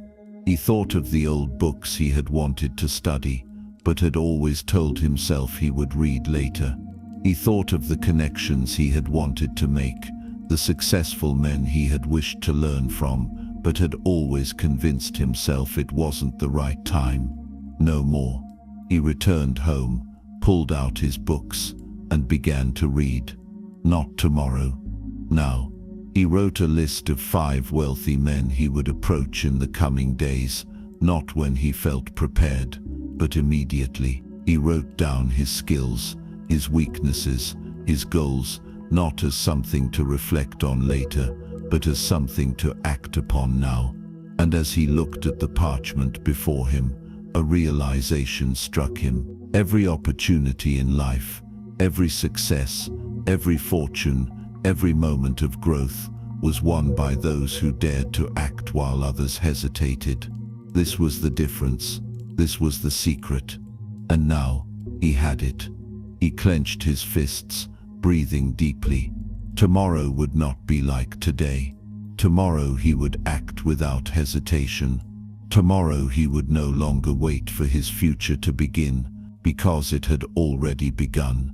Chapter 13. Reflecting on transformation.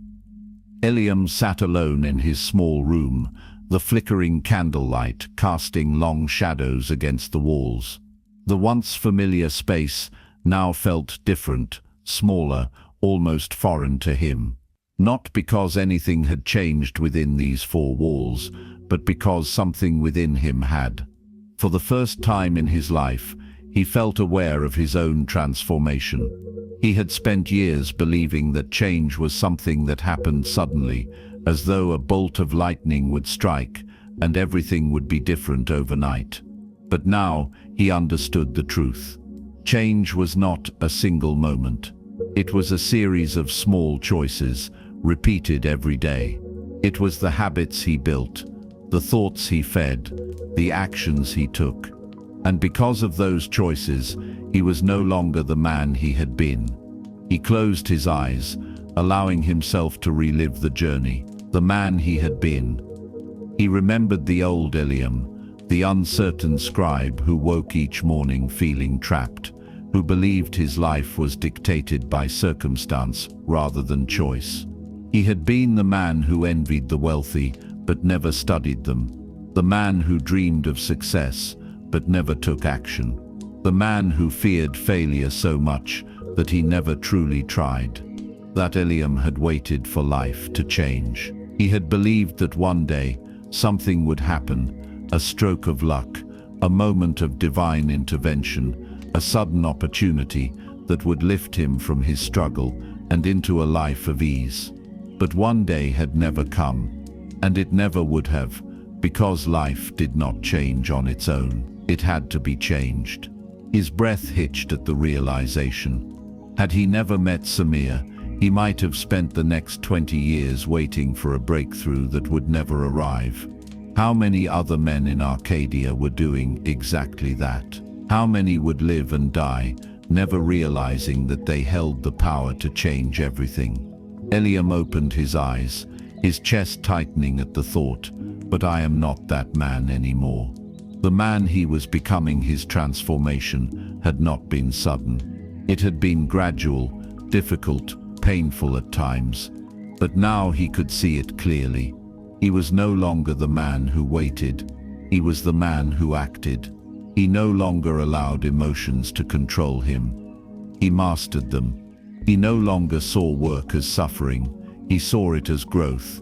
He no longer avoided failure. He embraced it as part of the journey. But more than anything, he no longer saw himself as powerless. The man he had been had once believed that only certain men were destined for greatness. But the man he was becoming knew better. Greatness was not given. It was built, and he was building it. Lessons written in blood and sweat. Eliam thought back to the hardest moments of his journey. The days he had awoken feeling hopeless, questioning whether all this effort was even worth it. The nights he had battled doubt, wondering if he was fooling himself into believing he could ever be more than a scribe. The moments of failure when he had acted boldly and yet still fallen short. But it was in those moments that his greatest lessons had been written. He had learned that persistence was not about never failing, but about continuing despite failure. He had learned that fear did not mean he was weak. It simply meant he was stepping into the unknown, and that was where growth happened. And most importantly, he had learned that every great man had once stood where he stood now, uncertain, inexperienced, filled with doubt. But the difference between the great and the ordinary was simple. The great kept moving forward. The price of transformation. Eliam's fingers traced the edges of the old wooden table before him. He had changed, yes, but he had also lost things along the way. He had lost the comfort of ignorance, the bliss of believing that his failures were not his fault. He had lost the excuse of time, realizing that someday was a lie. Men told themselves when they were too afraid to begin today. He had lost his belief that success was luck, because now he knew it was work. But what he had gained, that was worth everything. He had gained purpose. He had gained clarity. He had gained the knowledge that his fate was in his own hands. He would never again be the man who waited. A moment of stillness before the next step. Eliam stood and walked to the small window of his home, looking out at the city. Arcadia had not changed. The streets were the same. The merchants still bartered. The scribes still worked. The wealthy still thrived. But he had changed. He no longer felt separate from this world of success. He was moving within it now. He belonged among those who thrived. He was becoming one of them. For the first time in his life, he was not simply a spectator in the arena of life. He was stepping into the fight, and yet he knew this was only the beginning. He had made it further than most ever would, but there was still so much further to go. He had built a foundation.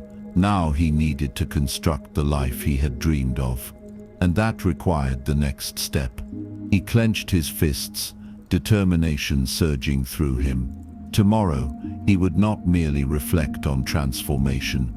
He would take the next great leap forward, because now there was no turning back. The old Eliam was gone, and the man he was meant to be was just getting started. Chapter 14. Sharing knowledge. Eliam sat in the marketplace, watching the flow of the city around him. Every morning, the streets of Arcadia came alive with movement, merchants displaying their wares, buyers haggling over prices, scribes rushing with contracts, apprentices carrying heavy sacks of grain and textiles. It was a living thing, a beast of commerce and ambition, and for the first time in his life, he no longer felt like a mere observer. He had become part of the current. And yet, something troubled him. Over the past weeks, his life had changed dramatically. He had absorbed wisdom from Samir, learning lessons that had transformed him from a man who waited for success into a man who created it. He had built habits, mastered his emotions, increased his value, and taken immediate action. He had begun to seek guidance from those who had walked before him, realizing that wisdom was not meant to be discovered alone. But now, as he observed the world around him, a realization struck him. How many men were still walking the same path he had been on just months ago? He saw scribes like himself, toiling away, working endlessly, but never advancing. He saw merchants selling the same goods day after day, never growing their business, never looking beyond their stalls. He saw young men wandering aimlessly, full of energy and potential, yet wasting their days with idle talk and meaningless tasks. Had he once looked the same, a chill ran through him. It was not that these men were lazy, they were not foolish, they were simply ignorant of what was possible. And it struck him with force. Had Samir not shared his knowledge with me, I would still be them. He leaned forward, resting his elbows on his knees. If he had gained so much simply by learning from one wise man, how many others could be changed if they too learned what he had learned? A powerful thought gripped him. What if the greatest duty of a man who gains wisdom is to share it? For years he had believed that success was an individual pursuit. But what if true wealth, true impact, came not from rising alone, but from lifting others along the way? His thoughts were interrupted as a familiar voice greeted him. Deep in thought today, Eliam. He looked up to see Samir standing before him, his ever-knowing eyes twinkling. Eliam smiled faintly. "I have been reflecting on something important." Samir sat beside him. "And what might that be?" Eliam hesitated, then gestured toward the city around them. "Look at them, Samir. Look at the scribes, the merchants, the young men wasting their time. They do not see what is possible for them. They do not know the lessons I have learned from you." Samir nodded. "Go on." Eliam exhaled. "I was once like them, but you guided me. And now I wonder if I have a responsibility to do the same." A slow smile spread across Samir's face. "Now you truly begin to understand." Eliam turned to him. "Do all great men share their knowledge?" Samir's expression grew thoughtful. "Some do, and those who do, Eliam, leave a mark far greater than those who simply chase riches for themselves. The man who learns and keeps his knowledge to himself will succeed, yes, but the man who shares his knowledge, he changes the world." Eliam felt something stir deep within him. Changing the world, had he ever considered such a thing possible? Had he ever believed that he could be the kind of man who left behind a lasting impact? Samir placed a hand on his shoulder. "Knowledge is like a flame, Eliam. If you guard it too closely, it gives warmth only to you.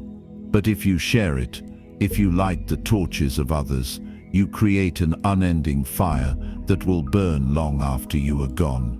Eliam swallowed hard.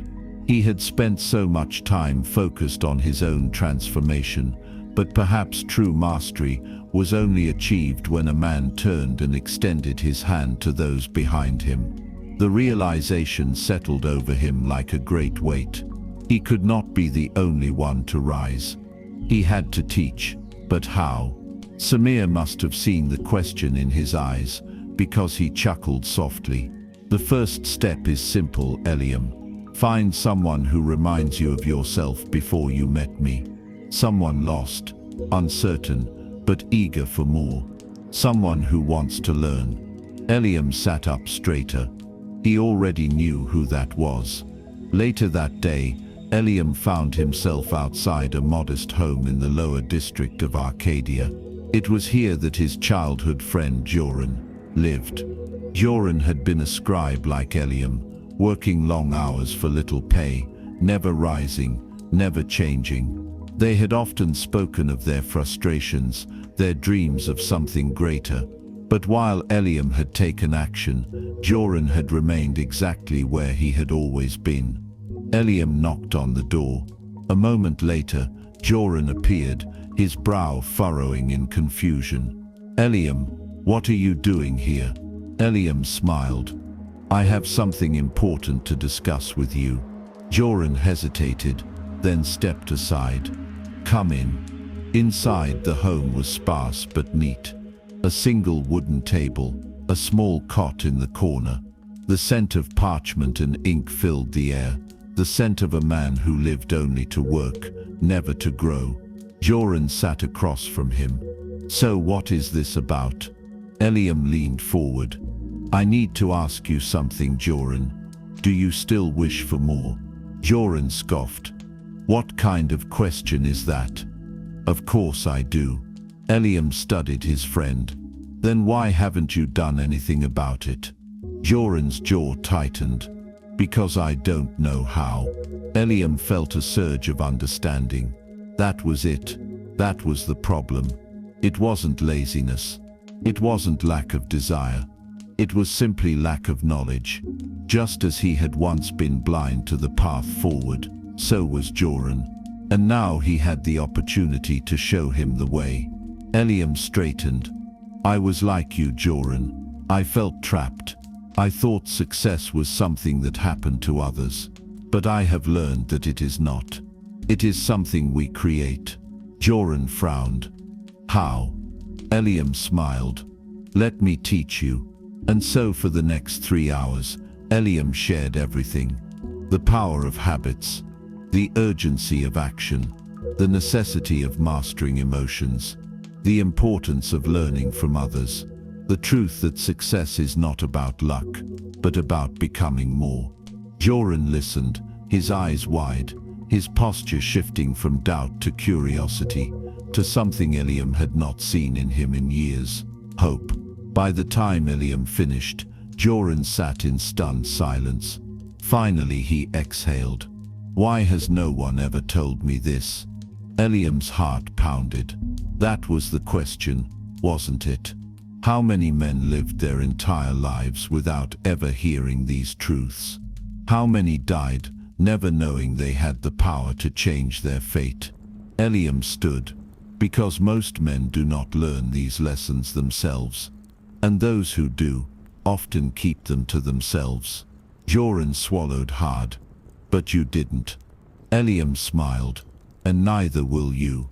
Joran met his gaze, and in that moment, Eliam saw it, the spark of transformation, the same one Samir had ignited in him. And he knew this was how the world changed. One man at a time. Chapter 15. Affirmations for Success. The city of Arcadia was quiet in the early hours of dawn. The streets, usually bustling with merchants and traders, lay still under the soft glow of the rising sun. The air was crisp, carrying with it the scent of fresh bread from the bakeries preparing for the day's commerce. Eliam stood at his window, looking out at the world he had once felt trapped in. But he no longer felt trapped. For the first time in his life, he felt free. The lessons Samir had given him had reshaped his mind. He had gone from a man who waited for fortune to a man who created it. He no longer feared failure. He no longer believed success was reserved for others. And now he had begun sharing that wisdom with others. But this morning, a new thought entered his mind. What if success was not only about action? What if it was also about belief? He turned away from the window, pacing the room. For months, he had been working to change his habits, expand his knowledge, seek wisdom, and act with urgency. But deep inside, there were still moments, small ones, where doubt whispered to him. Would he truly reach the heights he dreamed of? Could he sustain this change for a lifetime? What if, after all his efforts, he still fell short? These thoughts disturbed him. They were old thoughts, remnants of his past self, but they still had power. And that was when he realized something critical. His mind had been shaped by years of doubt. If he wanted success to be permanent, he needed to reshape it entirely. It was not enough to simply take action. He had to believe in his success before it even arrived. Eliam made his way to the marketplace, his mind racing with the implications of this realization. Samir, as always, was already there, seated beneath the stone archway, a knowing expression on his face. Before Eliam could speak, Samir said, "Your thoughts are heavy today." Eliam sat beside him, nodding. "I have been reflecting. I have learned much. I have changed my habits, my actions, my understanding of success. But still, doubt lingers in my mind." Samir studied him for a moment, then reached into his satchel and withdrew another scroll. He handed it to Eliam, who unrolled it slowly. The words on the parchment sent a chill through him. "I will speak my success into existence." Eliam looked up. "Speak it." Samir nodded. "Yes, Eliam, your words shape your world. The most powerful men in history did not merely act. They believed so deeply in their own success that they spoke it before it had even arrived." Eliam frowned. How can mere words change reality? Samir chuckled. Tell me, Eliam, have you ever met a man who constantly says, "I am unlucky"? Eliam thought for a moment. Yes, I have met many men like that. And what happens to them? Samir asked. Eliam hesitated. They remain unlucky. Samir smiled. Exactly. And have you ever met a man who speaks only of opportunity, of possibility, of certainty in his own success? Eliam nodded. Yes, and those men seem to attract success wherever they go. Samir leaned forward. Because the mind is a powerful thing, Eliam. It seeks proof of whatever you tell it. A man who believes he is cursed will find misfortune in every event. A man who believes he is destined for greatness will find opportunity where others see obstacles. Eliam sat back, stunned. Had his own thoughts, his own words been shaping his fate all along? Samir continued. If you truly want to solidify your success, you must do more than act. You must speak it, declare it, own it. Your words must become a reflection of the man you are becoming. Eliam exhaled. So, what do I say? Samir smiled. Begin with these affirmations. And with that, he began to recite, I am destined for greatness. I am worthy of success. Opportunities flow to me because I seek them with boldness. Every failure is a lesson that brings me closer to victory. I am relentless. I am strong. I am unstoppable. Eliam listened, his chest tightening with emotion. Samir gestured toward him. Now you say them. Eliam hesitated. Speaking words of success felt unnatural, almost arrogant. But wasn't that the problem? Hadn't he been trained to think small, to believe less of himself? Slowly he spoke the words aloud. At first his voice was uncertain, but with each repetition, something inside him began to shift. By the third time, he spoke with confidence. By the fifth, he felt those words settling into his very bones. Samir watched him with quiet satisfaction. Say these words every day. Eliam, say them before you act, before you make decisions, before you begin each morning. Eliam clenched his fists. And if I do? Samir's gaze was steady. Then success will no longer be a possibility. Eliam, it will be inevitable. That night, as Eliam lay in bed, he whispered the affirmations into the dark. Not as empty words, not as hopes, but as truths. He was destined for greatness. He was worthy of success. Opportunities would come because he would create them. Failures were nothing more than stepping stones. And above all, he was relentless. He was strong. He was unstoppable. And in that moment, he knew he had crossed the final threshold. He would never be the same again. Success was no longer a dream. It was his destiny. And he would never speak of himself any other way again. Chapter 16. Overcoming adversity. Eliam had never felt stronger. His mind had transformed, his habits had been rebuilt, and his words had begun shaping the reality he was determined to create. But the greatest test of his journey had yet to come. Adversity. It was one thing to change when life was steady. It was another to hold on to that change when the world fought against you. Eliam had always believed that success would make life easier, that as he grew wiser and wealthier, the obstacles would disappear. But he was about to learn the greatest truth of all. The higher a man rises, the greater the challenges that try to break him. And soon he would face the hardest trial of his life. The day started like any other. Eliam walked through the marketplace with confidence, his posture strong, his purpose clear. The merchants and scribes, who had once ignored him, now greeted him with nods of respect. He had become someone. He had spent the last few weeks applying everything he had learned, multiplying his value, taking immediate action, and speaking his success into existence. Opportunities had begun to appear, just as Samir had promised. Wealthier merchants now sought his services, requesting him by name. Traders paid him more for his skills than he had ever imagined possible. He was rising, and then, in the span of a single afternoon, everything collapsed. It began with a contract. A wealthy merchant, Darius, had hired Eliam to write a legal agreement for an upcoming business venture. It was a lucrative deal, one that would have solidified Eliam's reputation among the city's elite.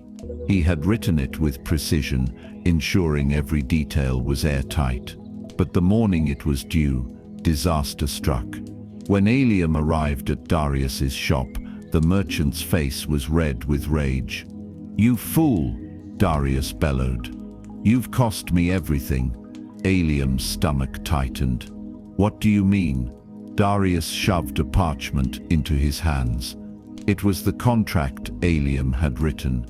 At the bottom, where the signatures had been recorded, an error had been made, a single misplaced clause that changed the meaning of the agreement. The opposing party had used this loophole to withdraw from the deal. Darius had lost thousands, and he blamed Eliam. Eliam's hands trembled as he reread the document. His mind raced, replaying every moment he had worked on it. Had he truly made this mistake? Darius wasn't finished. "I trusted you, Eliam. I paid you handsomely, and in return you've humiliated me." Eliam swallowed hard.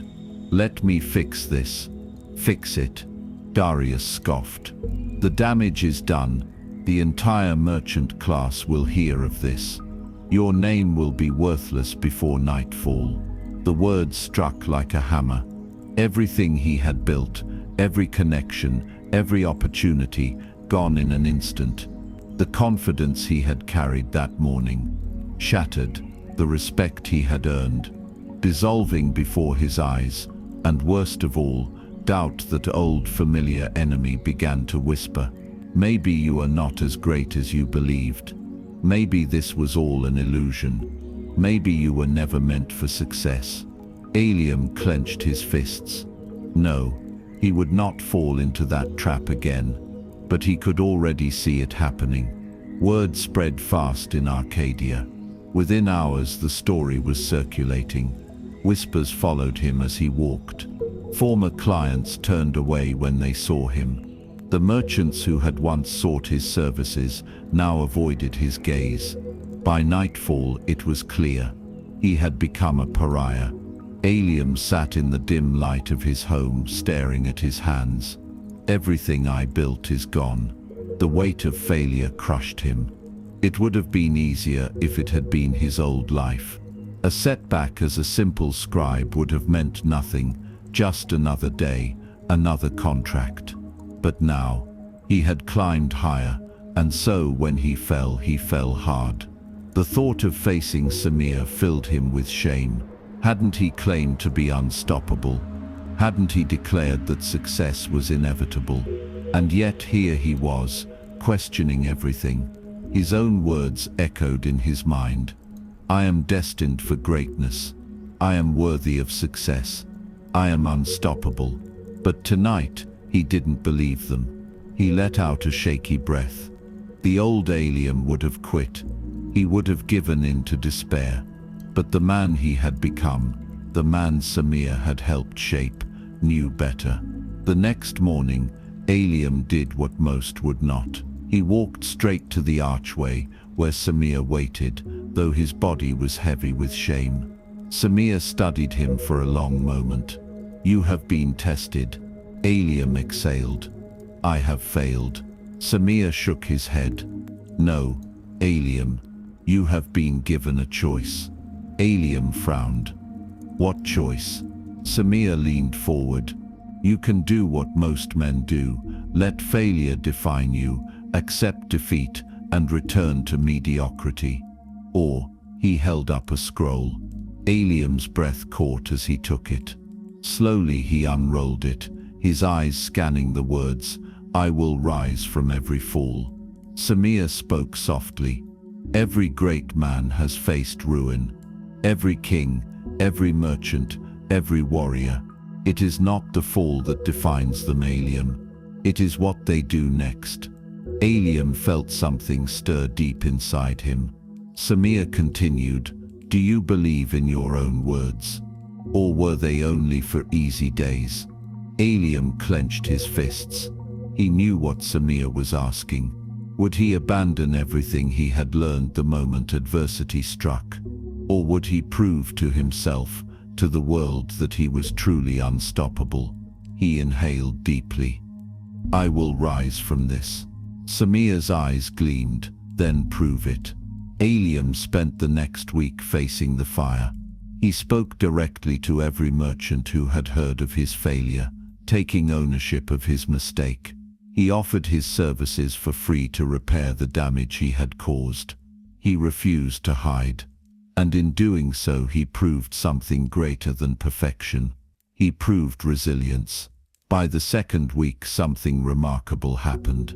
Word spread, not of his failure, but of his refusal to give up. By the third week, merchants began hiring him again. By the fourth, his reputation was not only restored, it was stronger than before, because men no longer saw him as just another scribe. They saw him as a man who could be trusted, no matter what. And as Eliam walked through the streets of Arcadia, he realized the truth. Failure was never the end. It was the beginning of something greater. And with that, he rose higher than ever before. Chapter 17. Building lasting relationships. Eliam had rebuilt himself. He had risen from the ashes of failure, proven his resilience, and regained the trust of the marketplace. His name was no longer tarnished. It was respected. But now, as he walked through the bustling city of Arcadia, he realized something was still missing. True success is not built alone. He had learned how to increase his value.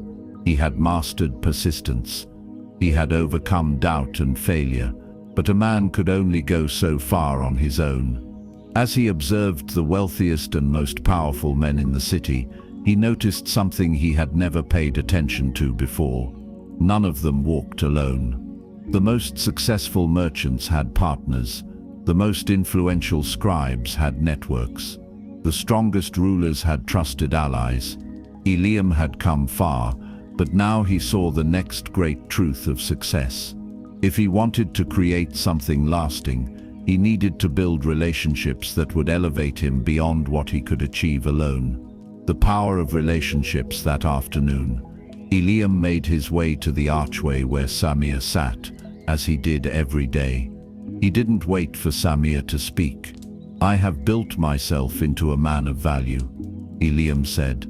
"I have mastered habits, learned to persist, and overcome my failures." Samir nodded, waiting. "But now I see that I cannot reach the highest levels of success alone." Eliam inhaled deeply. "I must build lasting relationships." A slow smile crept onto Samir's face. "Ah, Eliam, this is a lesson many never learn. They believe that success is won by individual strength, but the greatest men in history, they built alliances." Eliam sat beside him.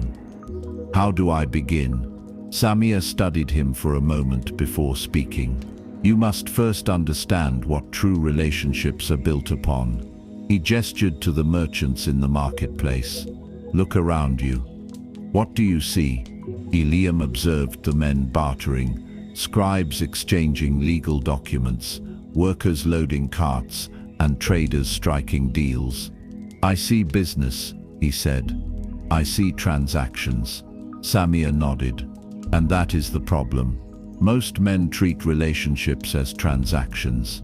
They build connections only when they need something, only when it benefits them." Eliam frowned. "But isn't business built on trade?" "Yes," Samir said. "But lasting relationships are built on something deeper, trust, loyalty, shared success. A transactional man will rise, but only so far. The man who builds true relationships, he will rise forever. Eliam exhaled slowly. How do I do this?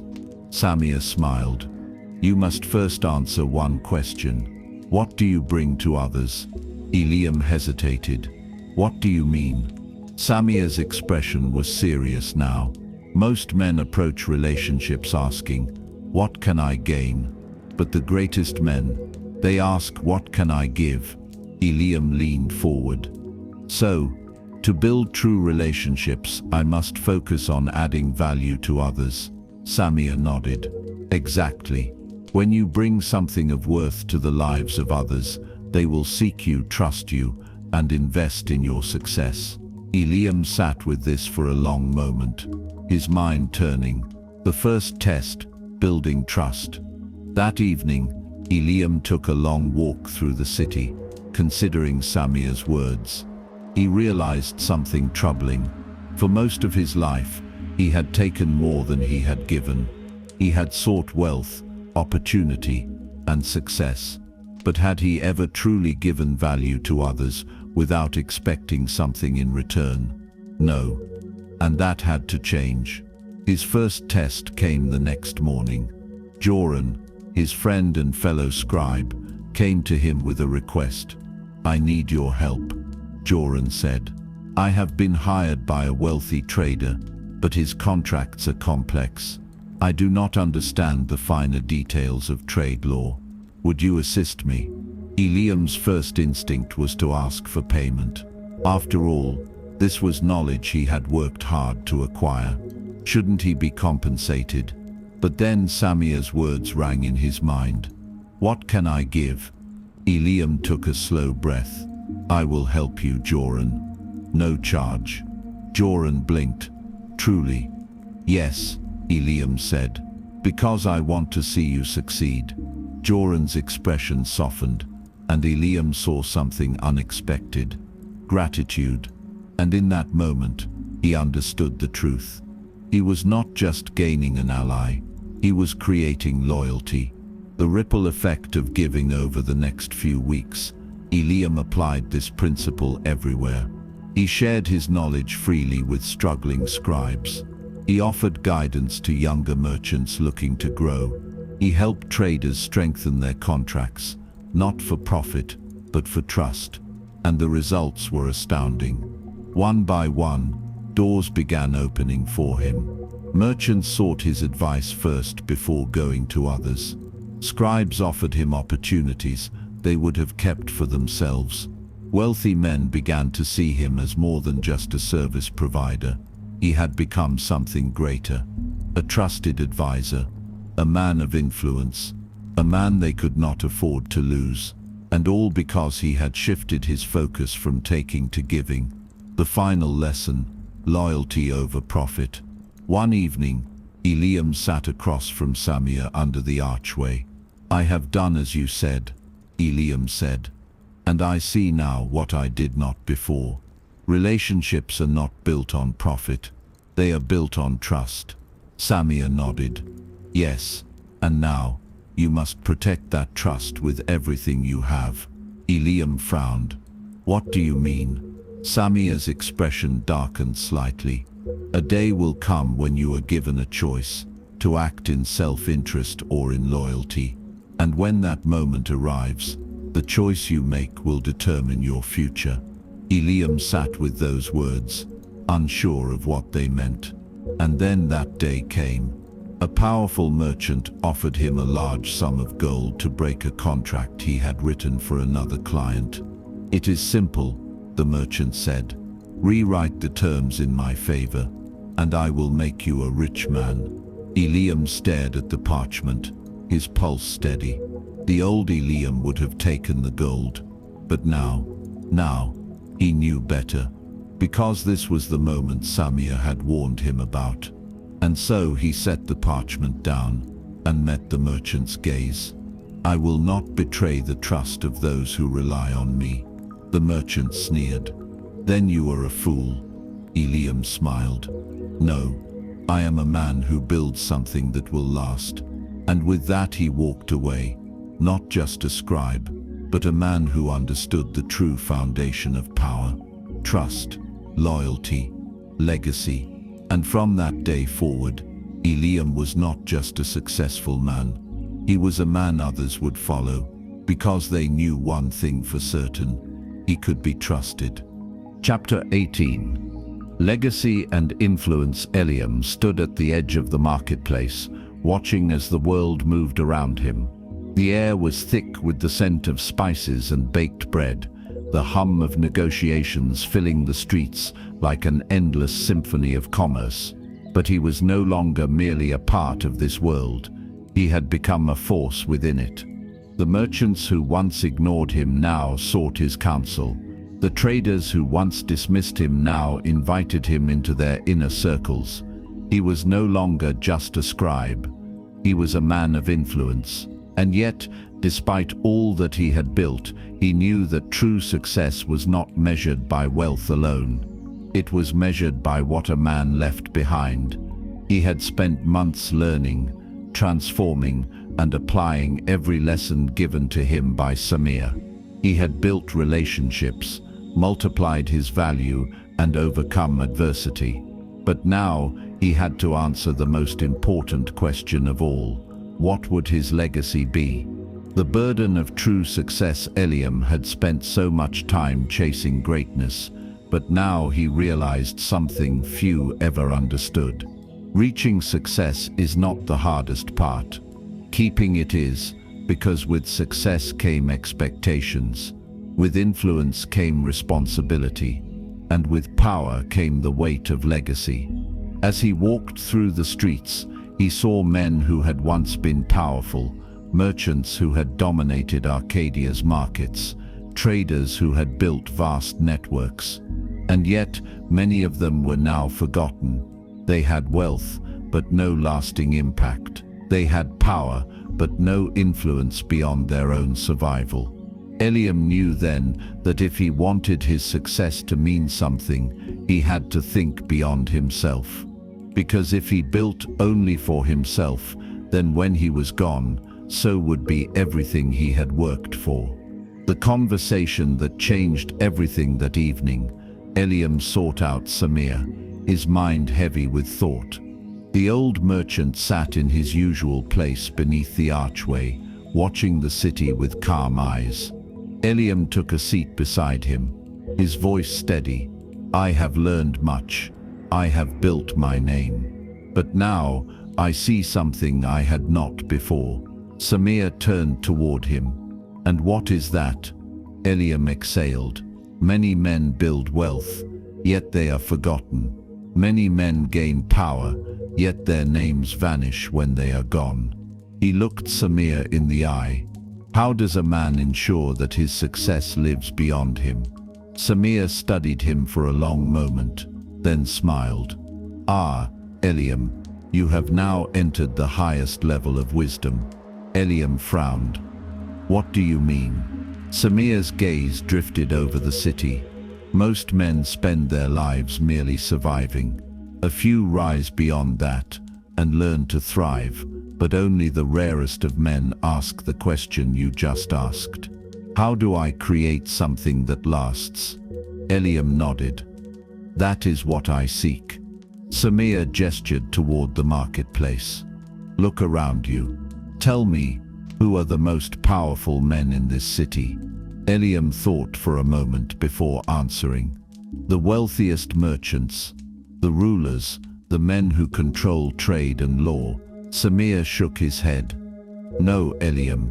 The most powerful men in this city are the ones whose names are spoken even when they are not present." Eliam's brow furrowed. "What do you mean?" Samir smiled. "Tell me, when you negotiate a deal, whose strategies do you recall?" Eliam hesitated. "Yours." Samir nodded. "And when you teach others, whose words do you use?" "Yours," Eliam admitted. Samir's eyes gleamed. "That is power, Eliam. Legacy is not measured in gold, but in the number of minds you have shaped." Eliam sat back, absorbing the weight of those words. The 3 pillars of legacy. Samir folded his hands. There are 3 ways a man can ensure his success outlives him, Eliam. 3 pillars of legacy. Eliam listened intently. Samir raised a single finger. First, teach. Pass your knowledge to others. A man who keeps wisdom to himself dies with it. A man who shares wisdom becomes immortal in the minds of those he has taught. Eliam nodded. He had already begun teaching Joran and other scribes, and he had seen firsthand how knowledge spread from one person to the next. Samir raised a second finger. Second, build. Do not seek only to make money.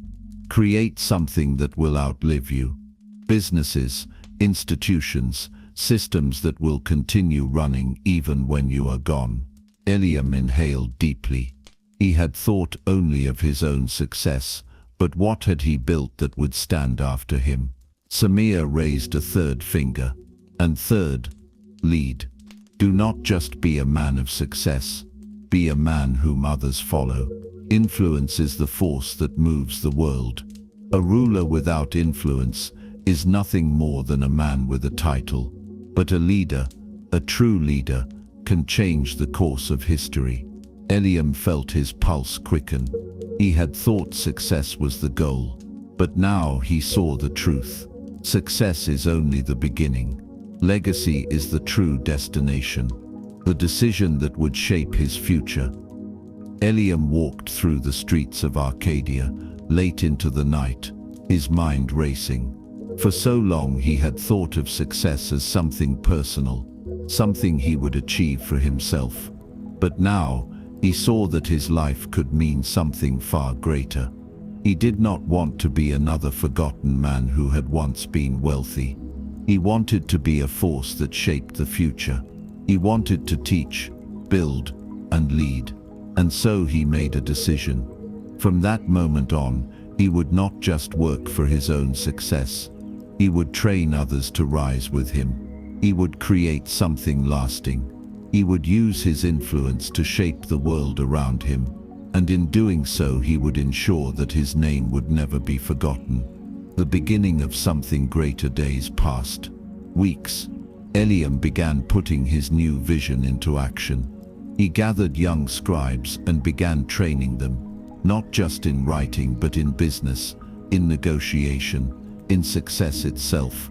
He sought out merchants and formed alliances, not to take from them but to build alongside them.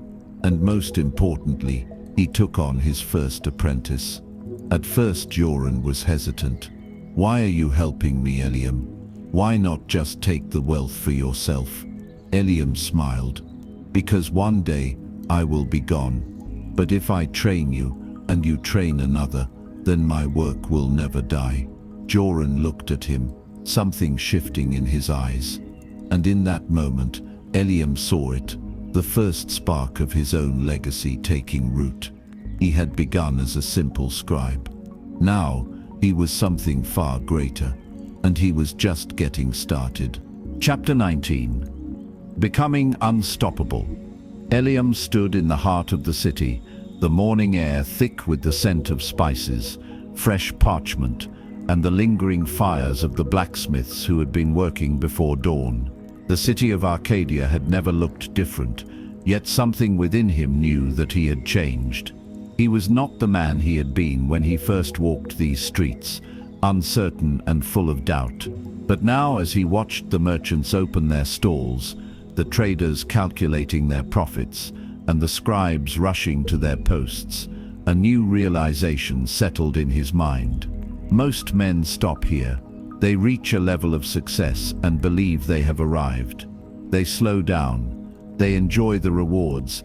They allow themselves to bask in the comfort of what they have built. But Eliam knew something now that he had not known before. Comfort is the enemy of greatness.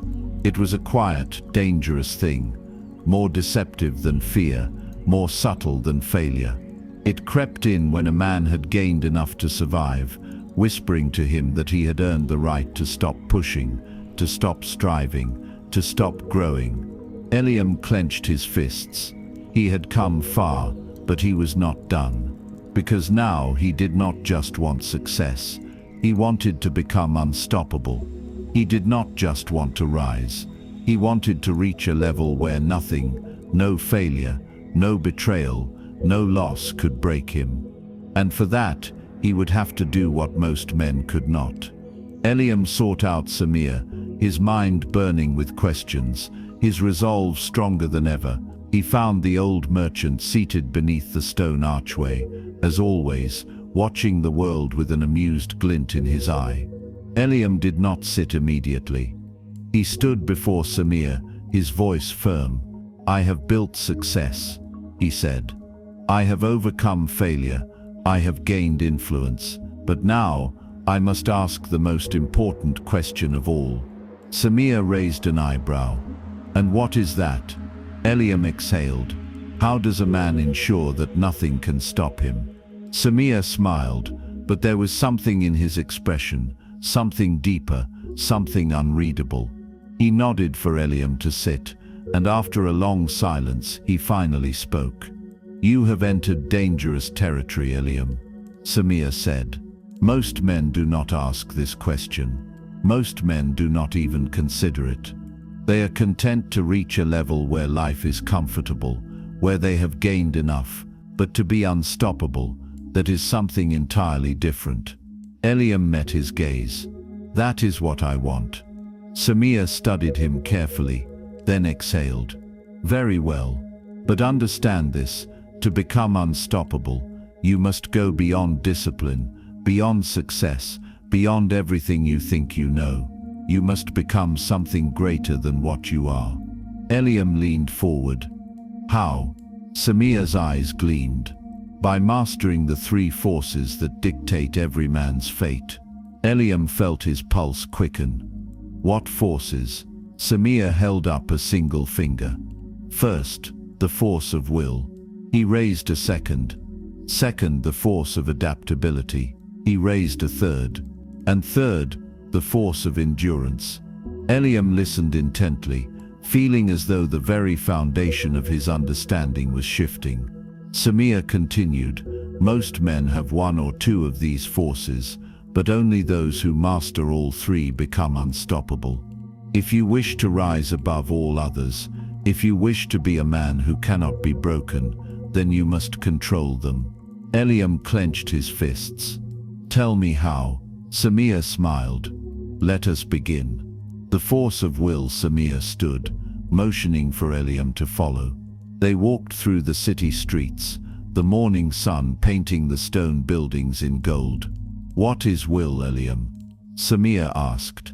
Eliam thought for a moment. "The ability to persist, the ability to push through pain." Samir nodded. "Yes, but it is more than that. Will is the refusal to accept defeat, even when everything tells you to quit." He gestured toward a merchant haggling aggressively with a buyer. "That man has will. He will not back down until he gets his price." He pointed to a builder, sweat rolling down his face as he laid brick after brick. "That man has will. He will not stop until his work is done." Then he turned to Eliam, his expression sharp. "But that is ordinary will. The will of men who work, who push through struggle. But unstoppable will, that is something far greater." Eliam's pulse quickened. "What is it?" Samir's voice was quiet but unshakable. "Unstoppable will is when a man has already decided, beyond all doubt, that he will win. It is when failure is not an option, because in his mind he has already succeeded." Eliam exhaled. That was it. It was not just about effort. It was about certainty. It was about reaching a place in his mind where doubt no longer existed. And that was something few men ever achieved. The force of adaptability. They continued walking, weaving through the crowded streets. Samir spoke again. "The second force is adaptability. Tell me, Eliam, what happens to a man who refuses to change?" Eliam did not hesitate. "He is left behind." Samir smiled. "Exactly. The greatest mistake successful men make is believing that what worked yesterday will work forever. He gestured toward an older merchant, his stall empty. That man was once wealthy, but he refused to change his methods. The world evolved, and he did not. And so he is fading. Eliam swallowed hard. How does one ensure they do not suffer the same fate? Samia's gaze was sharp. By never clinging to the past, by staying ahead of the future. Eliam exhaled. To be unstoppable, he could not just master what worked today. He had to anticipate what would work tomorrow. He had to be willing to evolve, constantly. The force of endurance. They reached the outskirts of the city, where the land stretched open beneath the setting sun. Samia turned to him. And now, the final force. Endurance. Eliam's breath was steady. The ability to keep going. Samia nodded. Yes, but true endurance is not just lasting through pain. He held Eliam's gaze.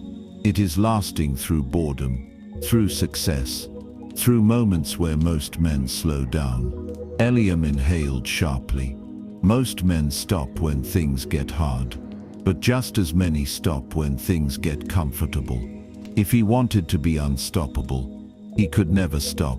Not at failure, not at success, not at anything. And that was the final truth. Eliam turned to Samia, his voice steady. I understand now. I will master all three. Samia smiled. Then you, Eliam, will be truly unstoppable. And with that, his transformation was complete. Chapter 20. The final ascension. Eliam stood at the highest point of Arcadia, on the steps of the great temple that overlooked the city.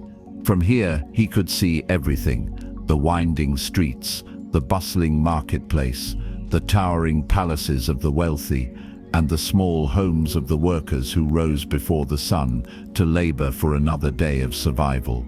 The air was thick with the scent of burning incense, the temple priests moving in silence around him. It was a place of reflection, a place where men came to ask for guidance.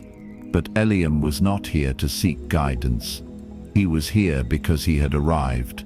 Everything he had worked for, every struggle, every hardship, every moment of doubt had led him here. But unlike the many men who had stood in this same spot before him, wondering what their future held, Eliam knew exactly where he was going, because he had already decided his fate. He was no longer just a scribe. He was no longer just a merchant. He was no longer just a man seeking success. He had transcended all of it. He was now a force of nature. He was unstoppable. And now there was only one thing left to do: claim everything he had built. Eliam had spent years struggling in obscurity, years believing that fate had already decided his limits, that success was reserved for others, that men like him were meant only to watch from the sidelines. That version of him was long gone. He had risen, and in doing so he had learned the final truth that few men ever understood. Success is not something you chase. It is something you become. The world did not give wealth to men who begged for it. It did not reward those who waited patiently for their turn. It did not hand power to those who feared taking it. It belonged to the ones who decided they were already worthy. The moment Eliam understood this, everything had changed. He walked back down the temple steps, his mind clear, his heart steady. The city had not changed, but he saw it differently now. He walked through the streets, and where once he had seen only obstacles, now he saw opportunity. Every struggling merchant was a lesson. Every failed deal was a doorway. Every setback was a test of endurance. He did not fear failure. He did not fear rejection. He did not fear anything, because he understood now the only way a man can lose is if he stops moving forward. And Eliam would never stop.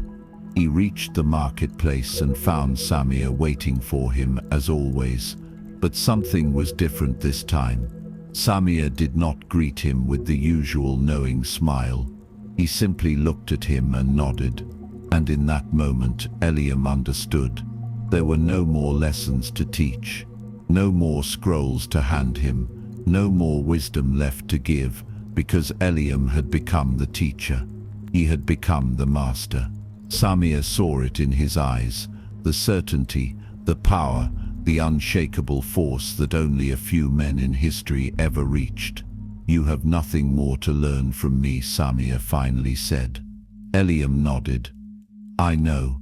Samir exhaled deeply, studying him. "So what will you do now?"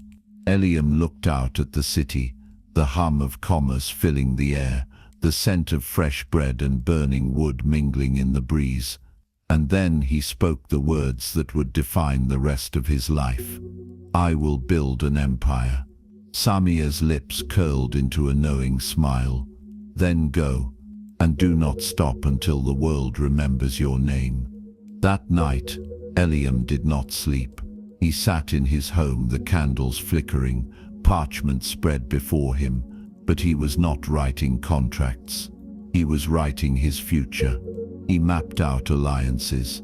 He outlined the expansion of his influence. He detailed the moves he would make, the risks he would take, the industries he would enter. He was not just thinking about wealth. He was thinking about control. Because wealth could be lost.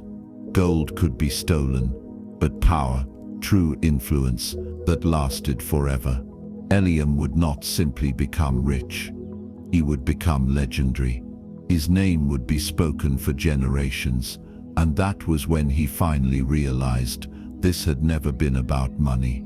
It had never been about escaping poverty or gaining status. It had always been about becoming something greater than himself.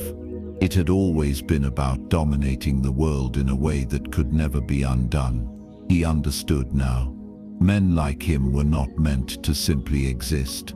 They were meant to shape history. And he would, starting now.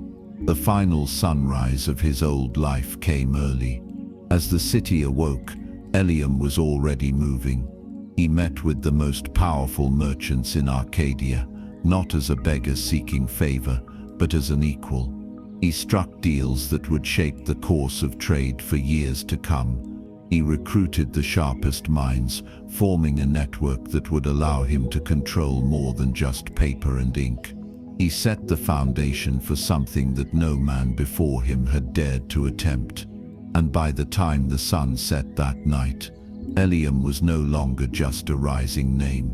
He was a force to be reckoned with. As he stood at the edge of the city, looking out into the vast unknown, he felt no hesitation. He had once been a man who doubted, a man who feared, a man who waited. Now he was unstoppable. There was no question of whether he would succeed. The world had already lost the ability to stop him, and so, without looking back, he stepped forward. And with that step, he claimed his place among the legends. Bonus chapters introduction. Bringing ancient wisdom into the modern world, Eliam's story was set in a time long past. Yet his journey mirrors the challenges that men and women face today. The struggle to rise above mediocrity, to overcome doubt, to build wealth, and to leave behind a lasting impact, is timeless. The principles he learned, mastering willpower, taking immediate action, building influence, and becoming unstoppable, are just as relevant in today's world as they were in the streets of Arcadia. But how do we apply these lessons in the modern age?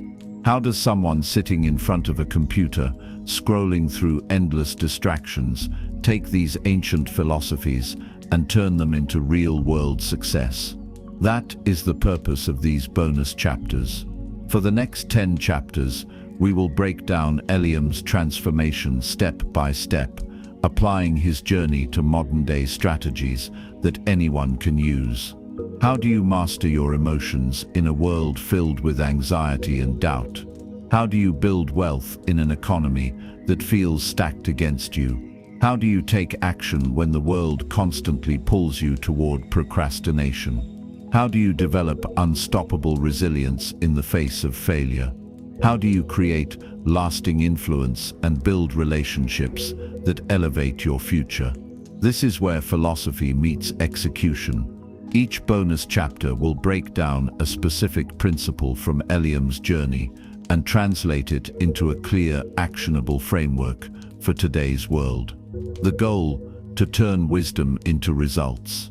To take these lessons and apply them immediately to your life, your business, your relationships, and your ambitions.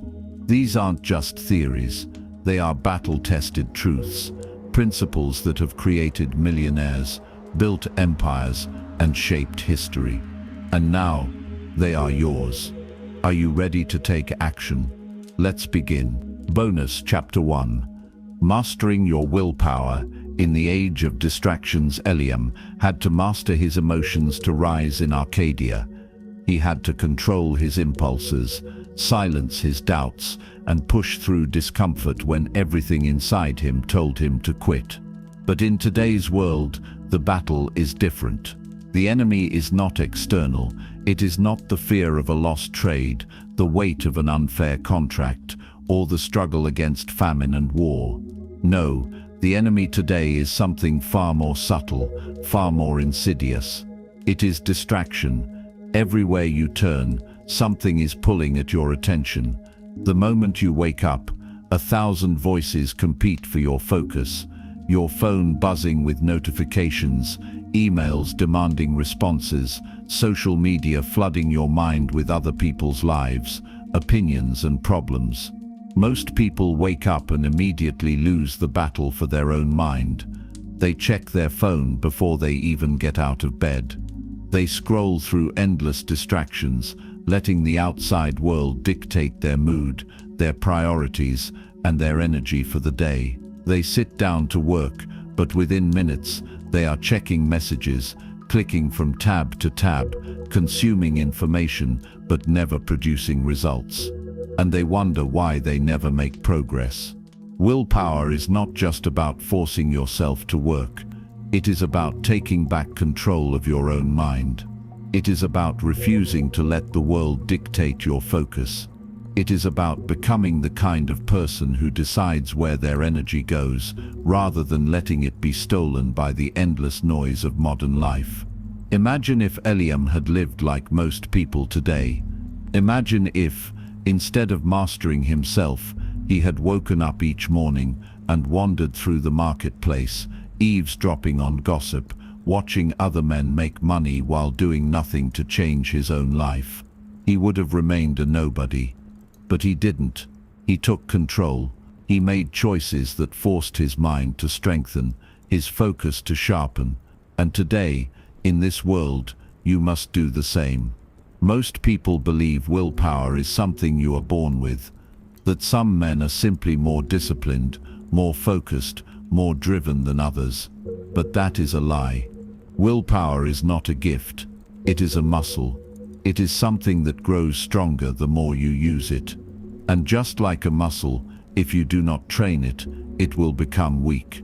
The problem is, most people have spent their entire lives weakening their own willpower.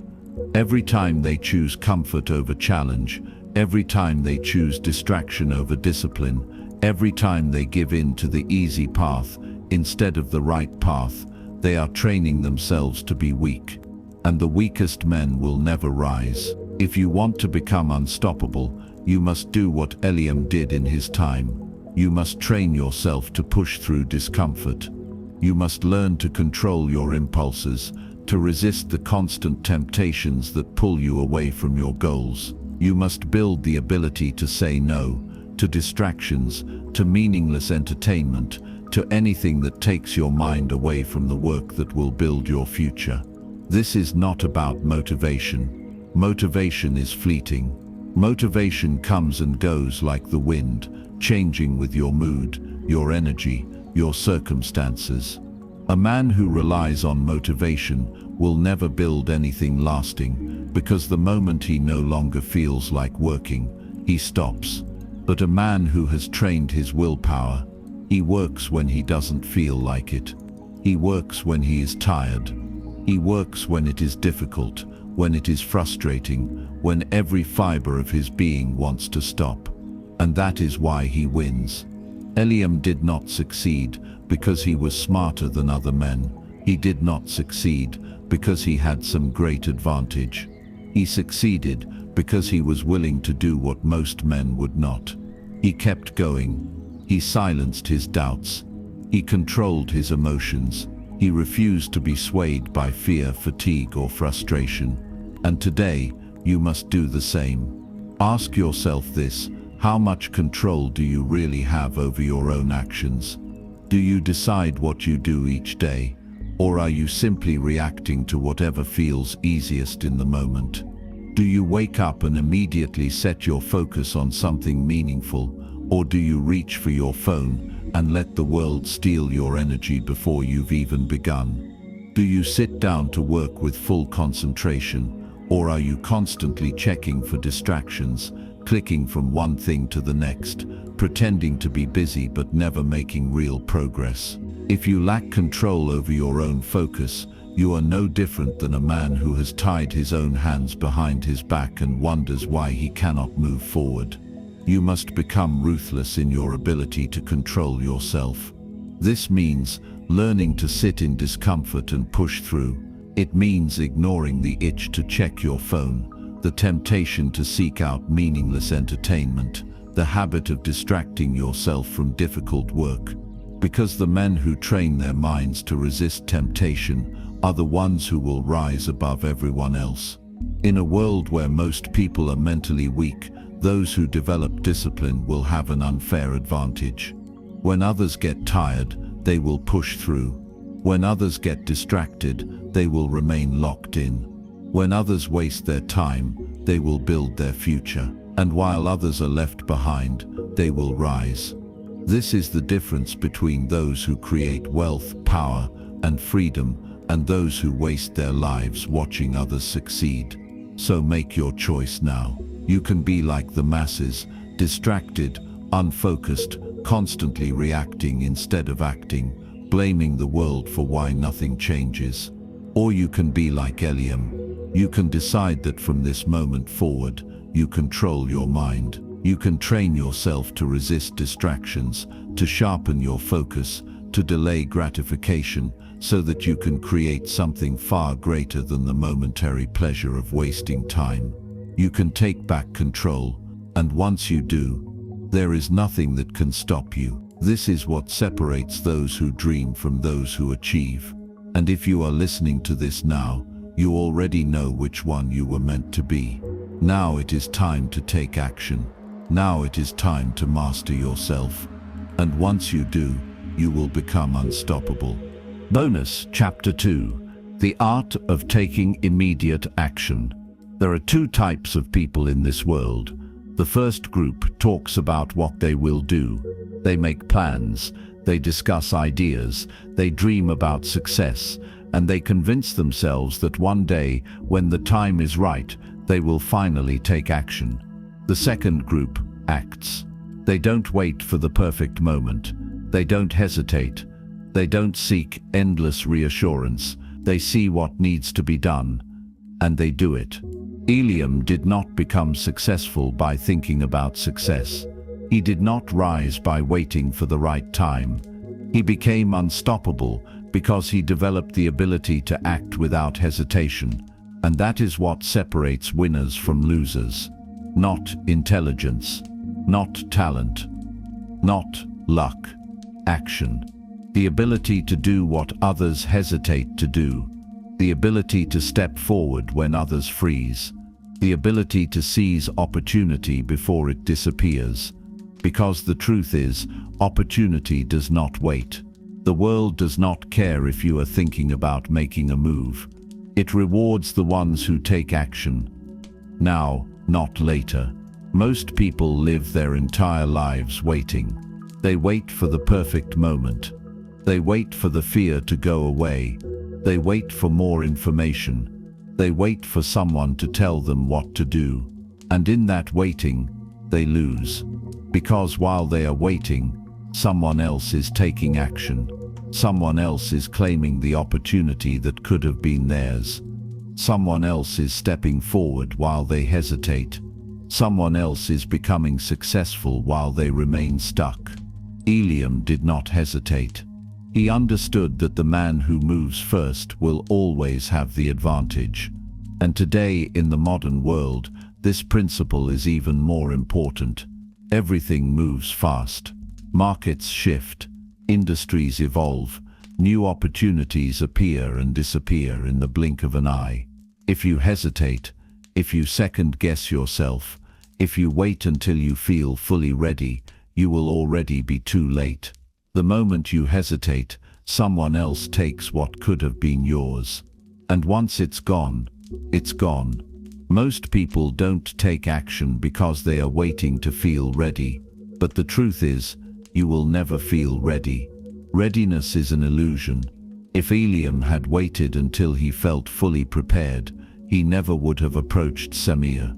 He never would have taken risks. He never would have built his success. The greatest men in history did not wait until they felt ready. They moved before they felt ready. They took the leap before certainty arrived. And that is why they won. They understood that action creates clarity. You do not need to have all the answers before you start. You do not need to feel confident before you move. You do not need to know exactly how things will turn out. You just need to start. Because once you take action, momentum builds. The path becomes clearer. You gain confidence, not from thinking about success, but from experiencing it. This is why the first step is always the hardest. Once you take it, the second step becomes easier, then the third, then the fourth, and before you know it, you are moving faster than anyone around you.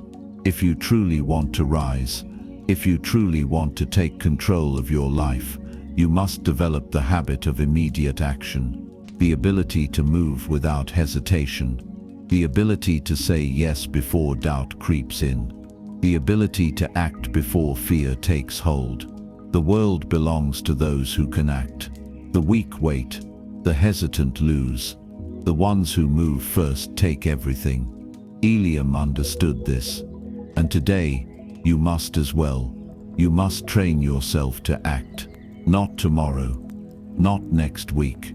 Now, when you have an idea, execute on it immediately. When an opportunity appears, seize it before someone else does. When you feel yourself hesitating, push forward before doubt takes root. Hesitation kills more dreams than failure ever will. The moment you pause, your mind will start creating excuses. It will tell you it's not the right time. It will tell you to think about it a little longer. It will tell you that you need more certainty.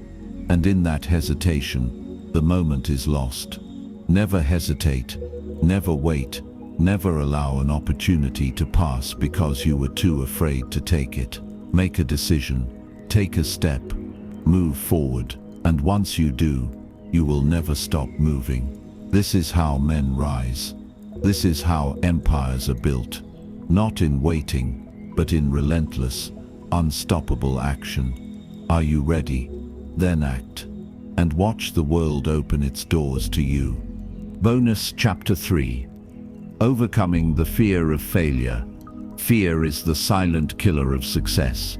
It stops men before they even begin. It whispers doubts into their minds, convincing them that they are not ready, that they are not good enough, that they will embarrass themselves if they try and fail. And so they hesitate. They procrastinate. They overthink. They find reasons to delay. And in that delay, they lose everything. Eliam could have been one of those men. He could have let fear dictate his future. He could have chosen to stay in the comfort of mediocrity, avoiding risks, avoiding rejection, avoiding failure. But he didn't. He understood something that most men never do. Fear is a liar. Fear is nothing more than a shadow, a trick of the mind, a fabrication of the imagination. And when a man learns to see fear for what it truly is, he becomes unstoppable. Fear of failure is one of the greatest obstacles in the modern world. It is why most people never start their own business, never pursue their true passions, never take the risks that could lead them to greatness. They are afraid of being judged. They are afraid of making mistakes. They are afraid of losing what they already have. And so they play it safe. They settle. They choose the path of least resistance. They trade their dreams for comfort, and in doing so they guarantee one thing: they will never reach their full potential. Because the truth is this: the greatest failure in life is not losing. The greatest failure is never trying at all. Eliam failed many times. He made mistakes. He miscalculated. He lost money. He faced setbacks. He was ridiculed. He was rejected. But he kept moving forward, and because of that, he won. This is the difference between those who rise and those who remain stuck. It is not intelligence. It is not talent. It is not luck. It is simply the ability to act despite fear. The fear of failure is nothing more than the fear of temporary discomfort. It is the fear of facing rejection, of feeling embarrassment, of enduring criticism. But here is the truth that most people refuse to accept. Failure is not the opposite of success. It is the price of admission. No man in history has ever risen to greatness without first enduring failure. The greatest athletes have lost more games than they have won. The greatest entrepreneurs have made more mistakes than the average person ever dares to. The greatest thinkers, leaders, and innovators have all been wrong more times than they were right. Because that is what it takes. Failure is not something to be avoided.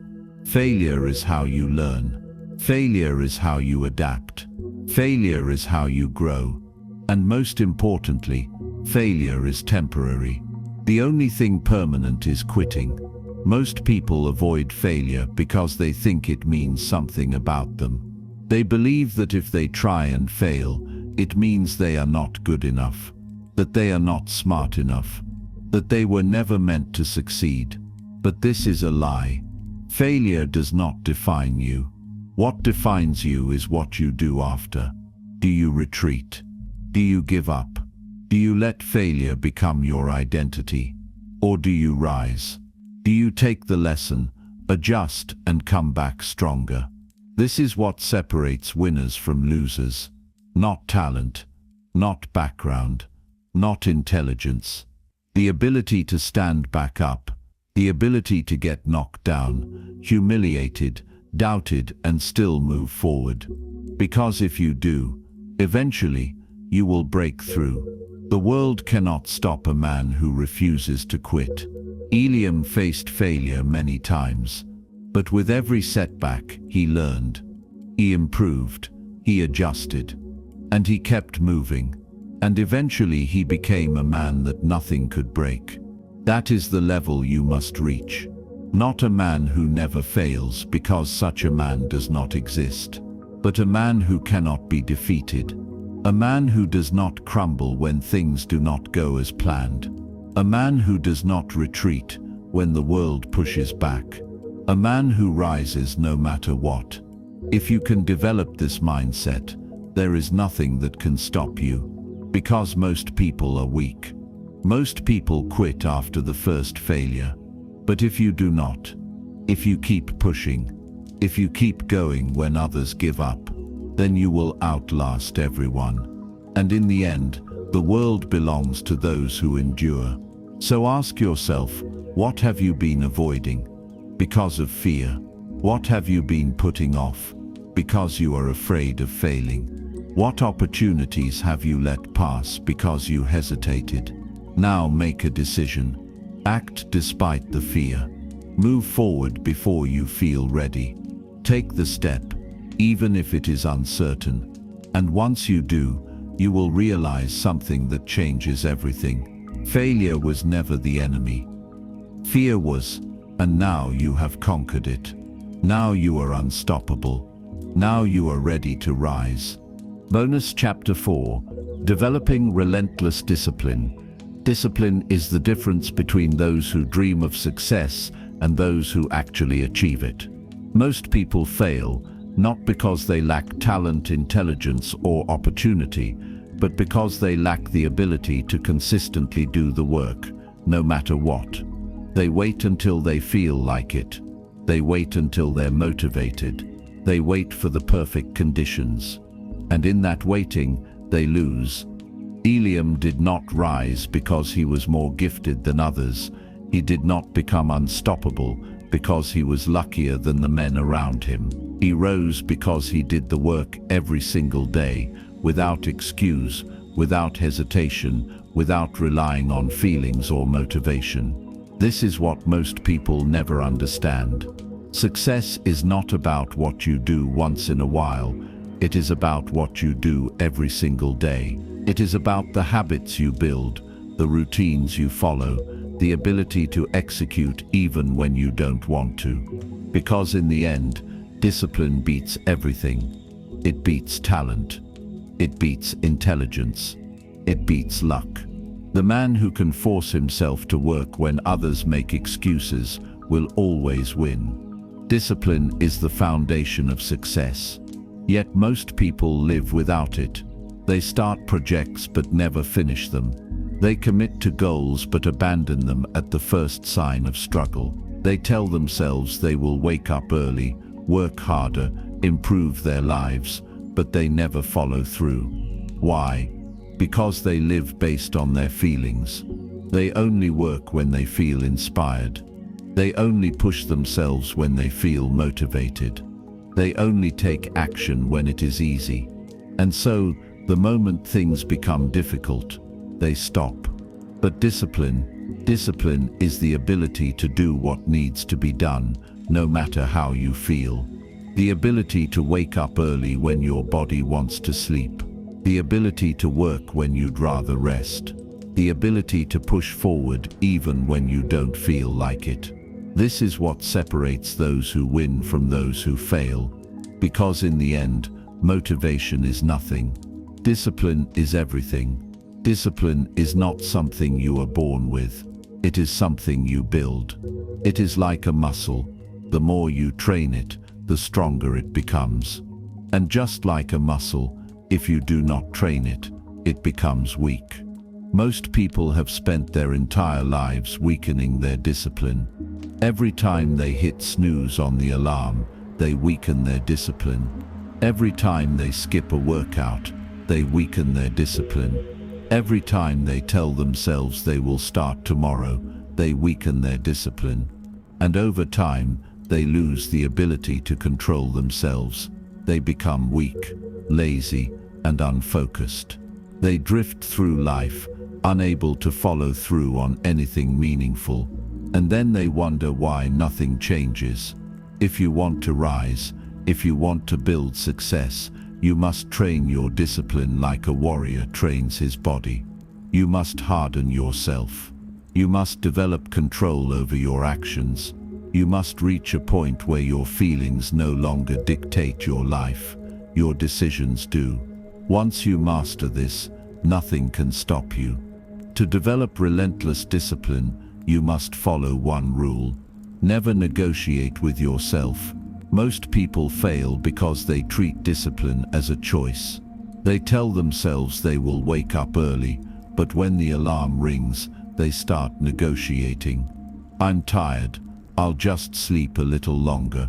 I'll make up for it later. And in that moment, they lose. Because once you start negotiating with yourself, you will always take the easy path. This is why the strongest men in history have all lived by the same principle: do what you said you would do, no matter what. If you commit to waking up early, you wake up early. If you commit to working out, you work out. If you commit to your goals, you follow through. Every single day, no excuses, no hesitation, no negotiation. The moment you remove negotiation from your life, your discipline will harden like iron. Eliam understood this. He did not build his empire by waking up and deciding whether or not he felt like working. He did not hesitate. He did not negotiate. He did not allow his feelings to control his actions. He simply did what needed to be done. And this is why he won. This is why every man who follows this path will win. Because the world is filled with people who quit. People who make excuses. People who start and never finish. If you can simply be the one who follows through, every single day, you will rise above them all. And while they stay weak, distracted and stuck, you will become something different. You will become unstoppable. You will become the kind of man that nothing can break. The kind of man who controls his mind, his actions, and his future. And in the end, the world belongs to men like that. So ask yourself, have you been living based on feelings or based on decisions? Have you been disciplined or have you been negotiating with yourself? Have you been consistent or have you been making excuses? If you want to rise, the answer is simple. Remove negotiation from your life. Do what you say you will do. Follow through, no matter what. And once you do, your discipline will become a weapon that will carve your path to success, a weapon that will make you unstoppable. And once you become unstoppable, there is nothing in this world that can hold you back. Bonus, Chapter 5. The Power of Resilience. There will be moments when everything seems against you, when progress feels slow, when setbacks seem endless. When the weight of failure presses down on you so hard that you question whether it is even worth continuing. Most people break in these moments. Most people quit. Most people decide that maybe success isn't meant for them, that maybe they aren't capable, that maybe the world is right, and they were never destined for greatness. But those who rise, the ones who build empires, the ones who carve their names into history, they are not the ones who avoid adversity. They are the ones who refuse to break under it. Resilience is not just the ability to withstand hardship. Resilience is the refusal to stop, no matter how hard the battle becomes. Eliam did not reach the top without struggle. He lost deals. He was betrayed. He was humiliated. He faced setbacks that could have destroyed him. But the reason he won was simple. He refused to stay down. And today, in this world, in this modern era where most people crumble at the first sign of struggle, resilience is your ultimate weapon, because most people lack it. Most people fold under pressure. Most people quit before they ever have a chance to win. But you are different. You are going to build something unstoppable inside yourself. You are going to train your mind and body to push forward, no matter how many times life knocks you down. You are going to become the kind of person who does not stop, no matter what. Resilience is a rare trait in today's world. Most people give up at the first sign of discomfort. They set a goal, face their first challenge, and immediately look for an escape. They start a business, but when the results don't come fast enough, they quit. They begin working out. But when progress is slow, they stop. They chase success. But the moment things get difficult, they tell themselves it wasn't meant to be. But the truth is, the moment you feel like quitting is usually the moment right before the breakthrough happens. Eliam experienced this. Every great man in history experienced this. Because that is how the world works. It tests you. It does not hand success to the first man who asks for it. It makes you prove yourself. It makes you endure. It makes you stand in the fire to see if you are worthy of the reward. And most men fail this test.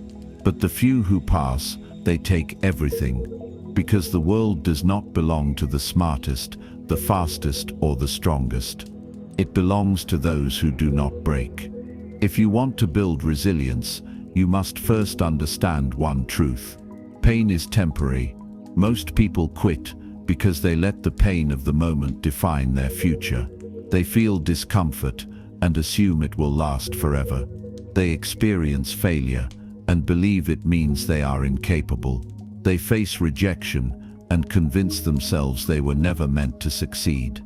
But what they don't realize is this: every challenge you face is temporary unless you quit. Pain only lasts as long as you allow it to. Failure only becomes permanent if you accept it. Struggle only defines you if you let it break you. The greatest men in history were not the ones who avoided hardship. They were the ones who understood that hardship was simply a test to see if they were willing to keep going when most men stopped. A test to see if they could push through the suffering to reach the reward on the other side. Every setback is a door, and that door will only open for the man who keeps moving forward. If you want to develop true resilience, you must train yourself to do one thing: never allow failure to stop you. Failure is not a signal to quit. Failure is not proof that you are incapable. Failure is simply the world's way of asking, how bad do you want it?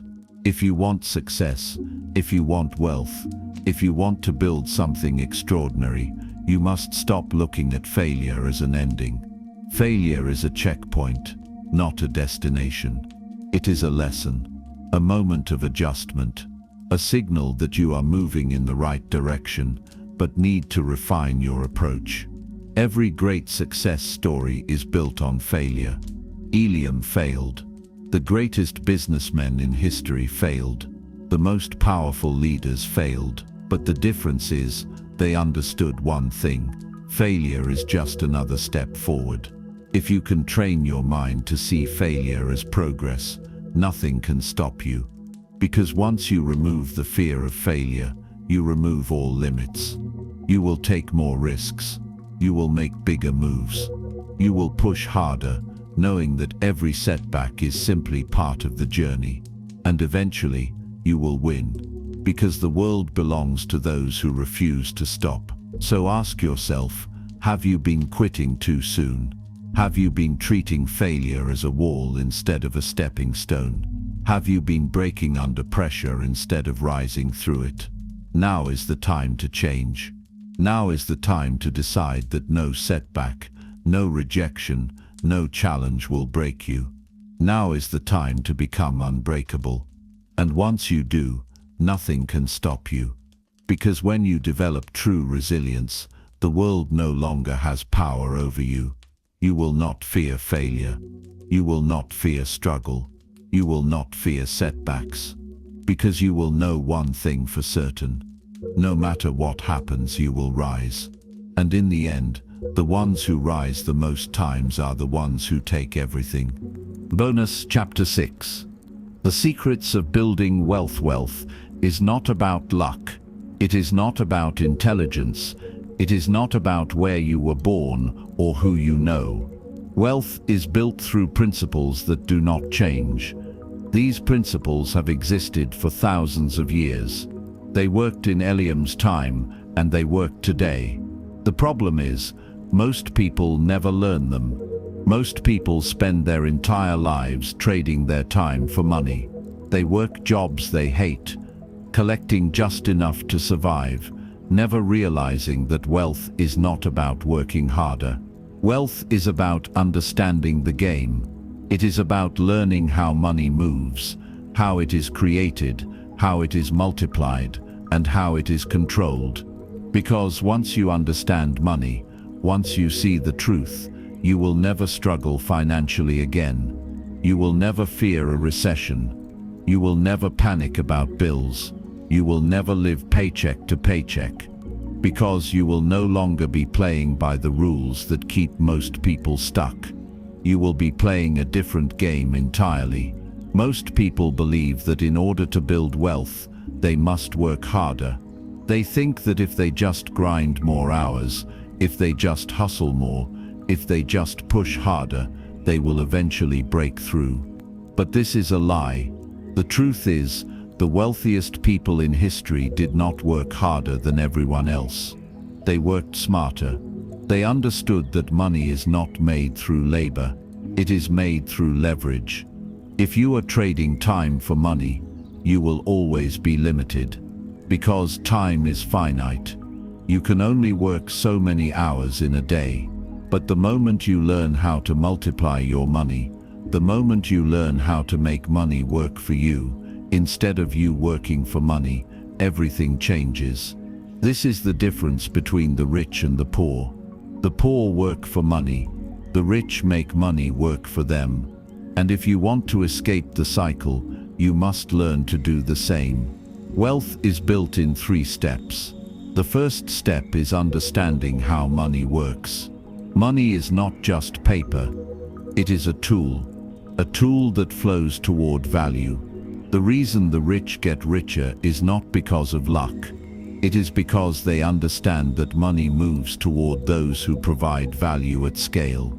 A man who sells his time is limited, but a man who creates something that people need, he can multiply his wealth indefinitely. The second step is learning how to multiply money. Most people spend every dollar they earn. They increase their income, and they immediately increase their spending. And because of this, they never get ahead. But the wealthy understand that money must be used to create more money. They do not just save, they invest. They put their money into assets that grow, businesses that scale, investments that multiply. They do not just work for money. They make their money work for them. And this is how they break free. The third step is building systems that generate wealth automatically. The rich do not just make money once. They build streams of income that pay them over and over again. They create businesses, assets and investments that continue to grow, even when they are not working. And because of this, they reach a point where money is no longer a concern. They wake up wealthier than they were the day before. And eventually they do not need to work at all, because their money is working for them. Most people never take these steps because they are stuck in the wrong mindset. They believe that money is scarce, that money is hard to get, that there is not enough to go around, that the rich are greedy for wanting more. But this is a lie. Money is not scarce. It is unlimited. Trillions of dollars are printed every year. New businesses, new industries, new opportunities are being created constantly. There is no shortage of wealth. The only shortage is in understanding how to claim it. If you want to break free, you must stop thinking like the masses. You must stop believing that money is hard to get. Because the truth is, money is simply a reflection of value. If you can provide value at scale, you will never be poor again. Eliam did not build his success by working harder than everyone else. He built it by learning the principles of wealth. He learned how to multiply what he had. He learned how to make money move toward him. He learned how to turn knowledge into power, and power into freedom. And that is what you must do today. Stop trading time for money. Stop living in fear of financial hardship. Stop believing the lie that wealth is out of reach. Because the truth is, wealth is created. It is built by those who take control of their money, instead of letting money control them. And once you understand this, you will never struggle again. So ask yourself, are you playing the wrong game? Are you working harder instead of working smarter? Are you trading time for money instead of making money work for you? Now is the time to change. Now is the time to take control. Now is the time to start building wealth the right way. And once you do, you will never look back. You will never struggle again. You will step into a world where money flows to you effortlessly, where opportunities appear before you, where financial freedom is no longer a dream. It is your reality. And once you reach that point, there is no going back, because you will have learned what most people never will. You will have unlocked the true secrets of wealth. and for the rest of your life, you will be in control. Bonus Chapter 7. The power of influence and persuasion. Wealth, success, and power do not go to the strongest. They go to the most influential. The men who rise to the top of industries, the ones who build empires, the ones who shape the world, they are not always the smartest or the most skilled, but they all share one ability. They know how to influence others. They know how to speak in a way that makes people listen. They know how to lead in a way that makes people follow. They know how to move through the world with an unshakable presence, drawing opportunities, deals, and connections toward them. This is not manipulation. This is not about tricking people or forcing them to do something against their will. This is about understanding human nature and learning how to use it to build relationships, make deals, and create opportunities where none existed before. Because the truth is, you cannot rise alone. Eliam did not. Every powerful man in history, every ruler, every tycoon, every leader, built his success on his ability to influence others. And today, if you want to rise, if you want to command respect, if you want to build something greater than yourself, you must develop this skill. Because money follows influence, power follows influence, success follows influence. And once you master it, the world will open up to you in ways you never imagined. Why influence is the ultimate power? Look around you. Everything in the world is built on persuasion. Every sale is persuasion. Every deal is persuasion. Every relationship, every negotiation, every opportunity, all of it is rooted in the ability to influence.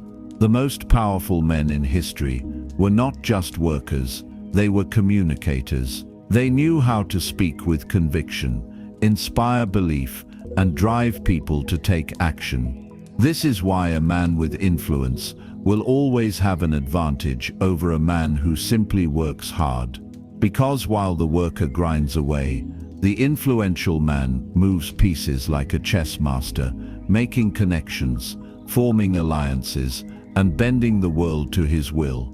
Eliam understood this. He did not simply become successful by working harder than everyone else.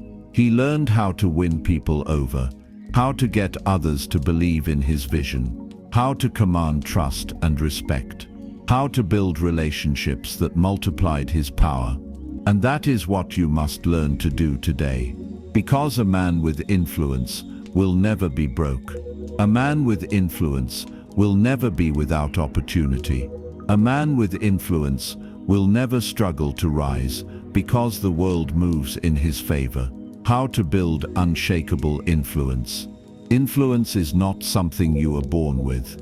It is something you develop. It is a skill, a weapon that once mastered, allows you to move through life with power and confidence, making deals, commanding attention, and building relationships that elevate your future.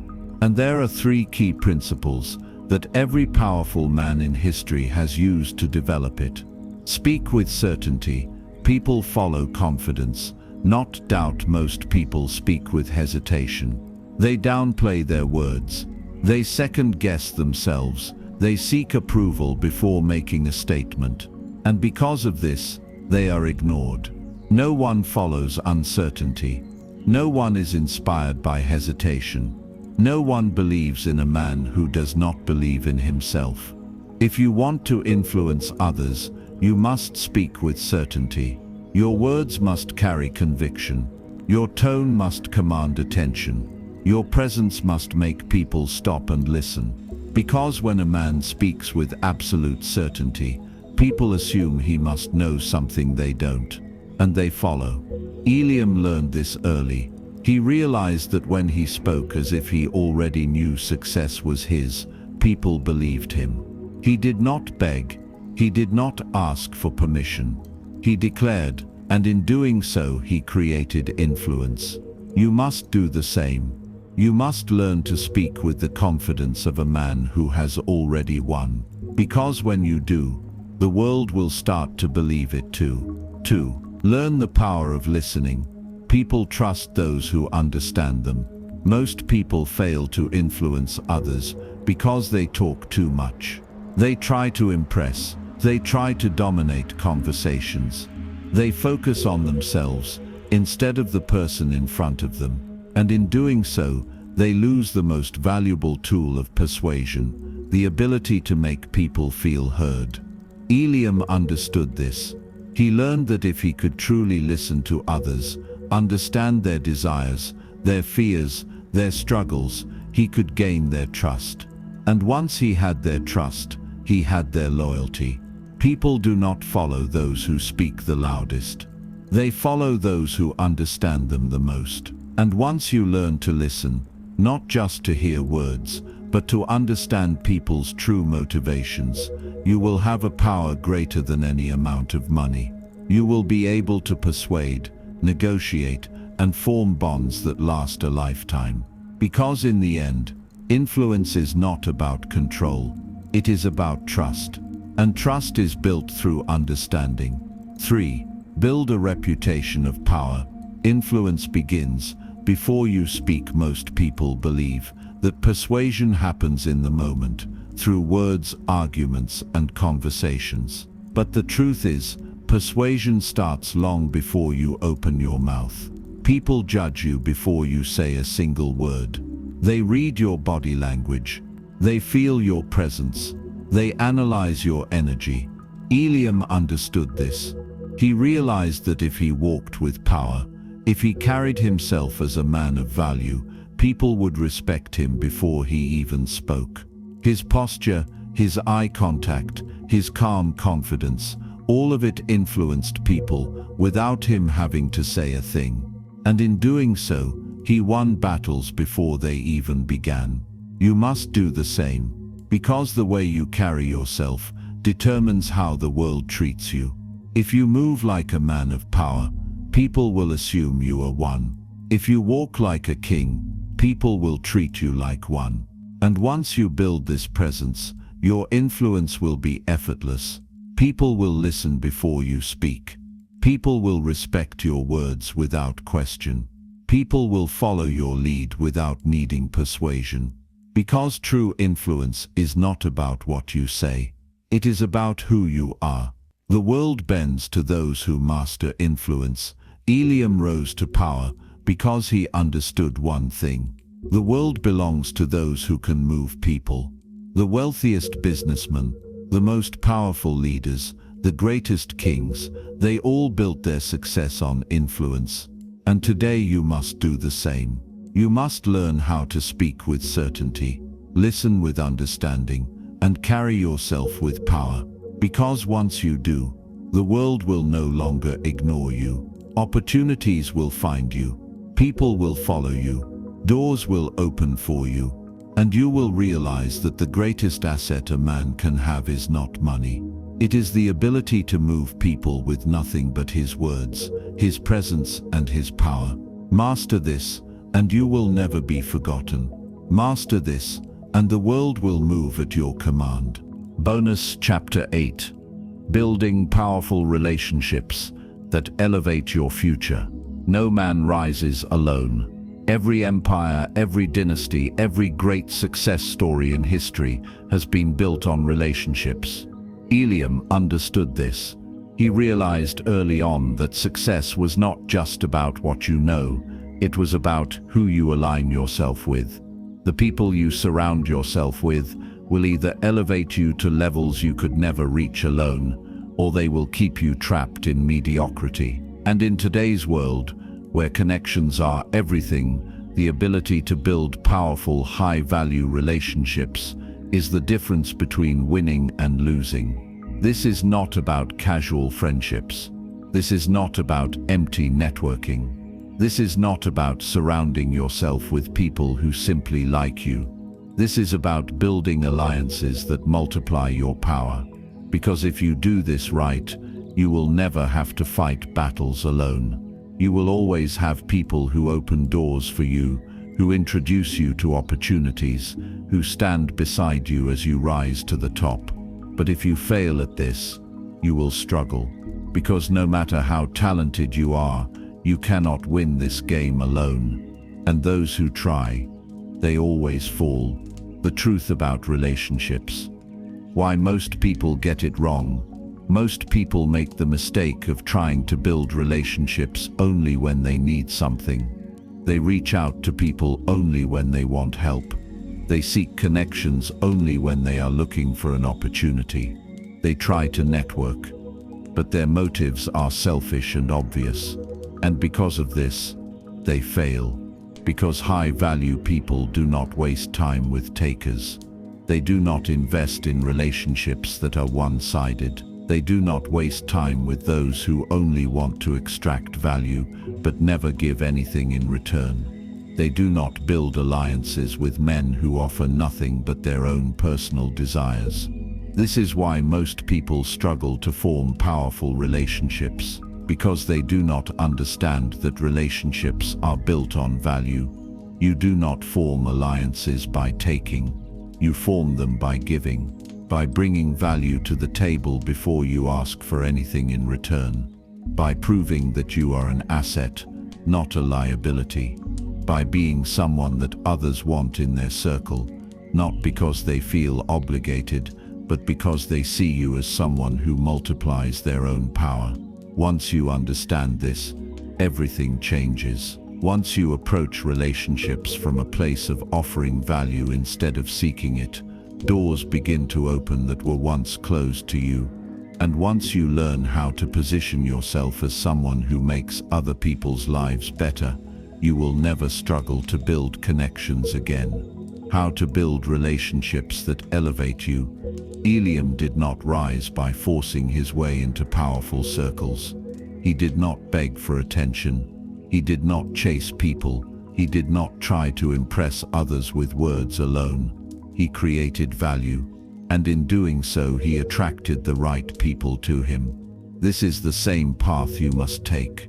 If you want to build relationships with powerful people, if you want to align yourself with those who can elevate you, you must stop asking and start giving. Here's how. 1. Become someone worth knowing. Most people struggle to form powerful relationships because they bring nothing to the table. They do not have skills. They do not have knowledge. They do not have anything that adds value to others. And so they remain invisible. But powerful people do not waste time with those who offer nothing. If you want to build relationships with the people who matter, you must become a person of value first. This means developing skills that others need. This means acquiring knowledge that others respect. This means becoming someone who is so good at what you do that people seek you out instead of you chasing them. Eliam became valuable before he sought powerful alliances. And because of that, powerful men wanted him in their circle. You must do the same, because once you become valuable, people will start introducing you to opportunities, bringing you into circles and investing in your success without you even asking. 2. Give before you ask. The mistake most people make when trying to build relationships is they ask for things before they give anything in return. They ask for advice before they offer value. They ask for connections before they earn trust. They ask for opportunities before they prove themselves. And because of this, they get ignored. Eliam never asked for favors without first proving his worth. He made himself useful. He created value before seeking it. He positioned himself as an asset instead of a liability. And because of this, powerful men sought him out. If you want to build relationships with high-value people, find a way to bring them value before you ever ask for anything. This could mean offering your skills to help them without expecting immediate payment, providing insights, information, or resources that benefit them, helping them solve a problem before they even ask. Because once you prove your value, you no longer have to chase relationships. Relationships will come to you. 3. Cut out people who weigh you down. Not all relationships are equal. Some will elevate you. Some will hold you back. Some will drain you of energy, time and focus. And the hard truth is this: if you surround yourself with weak people, you will become weak. If you spend time with people who make excuses, who waste time, who complain about life but never take action, you will start to think like them. And over time you will become them. Eliam rose because he aligned himself with men who thought bigger, men who took action, men who challenged him to improve, men who did not tolerate weakness or excuses. And because of that he grew. You must do the same. You must audit your circle and ask yourself, do the people around me push me to be better, or do they keep me comfortable? Do they challenge me to think bigger, or do they pull me into small-minded thinking? Do they push me to take action, or do they encourage my excuses?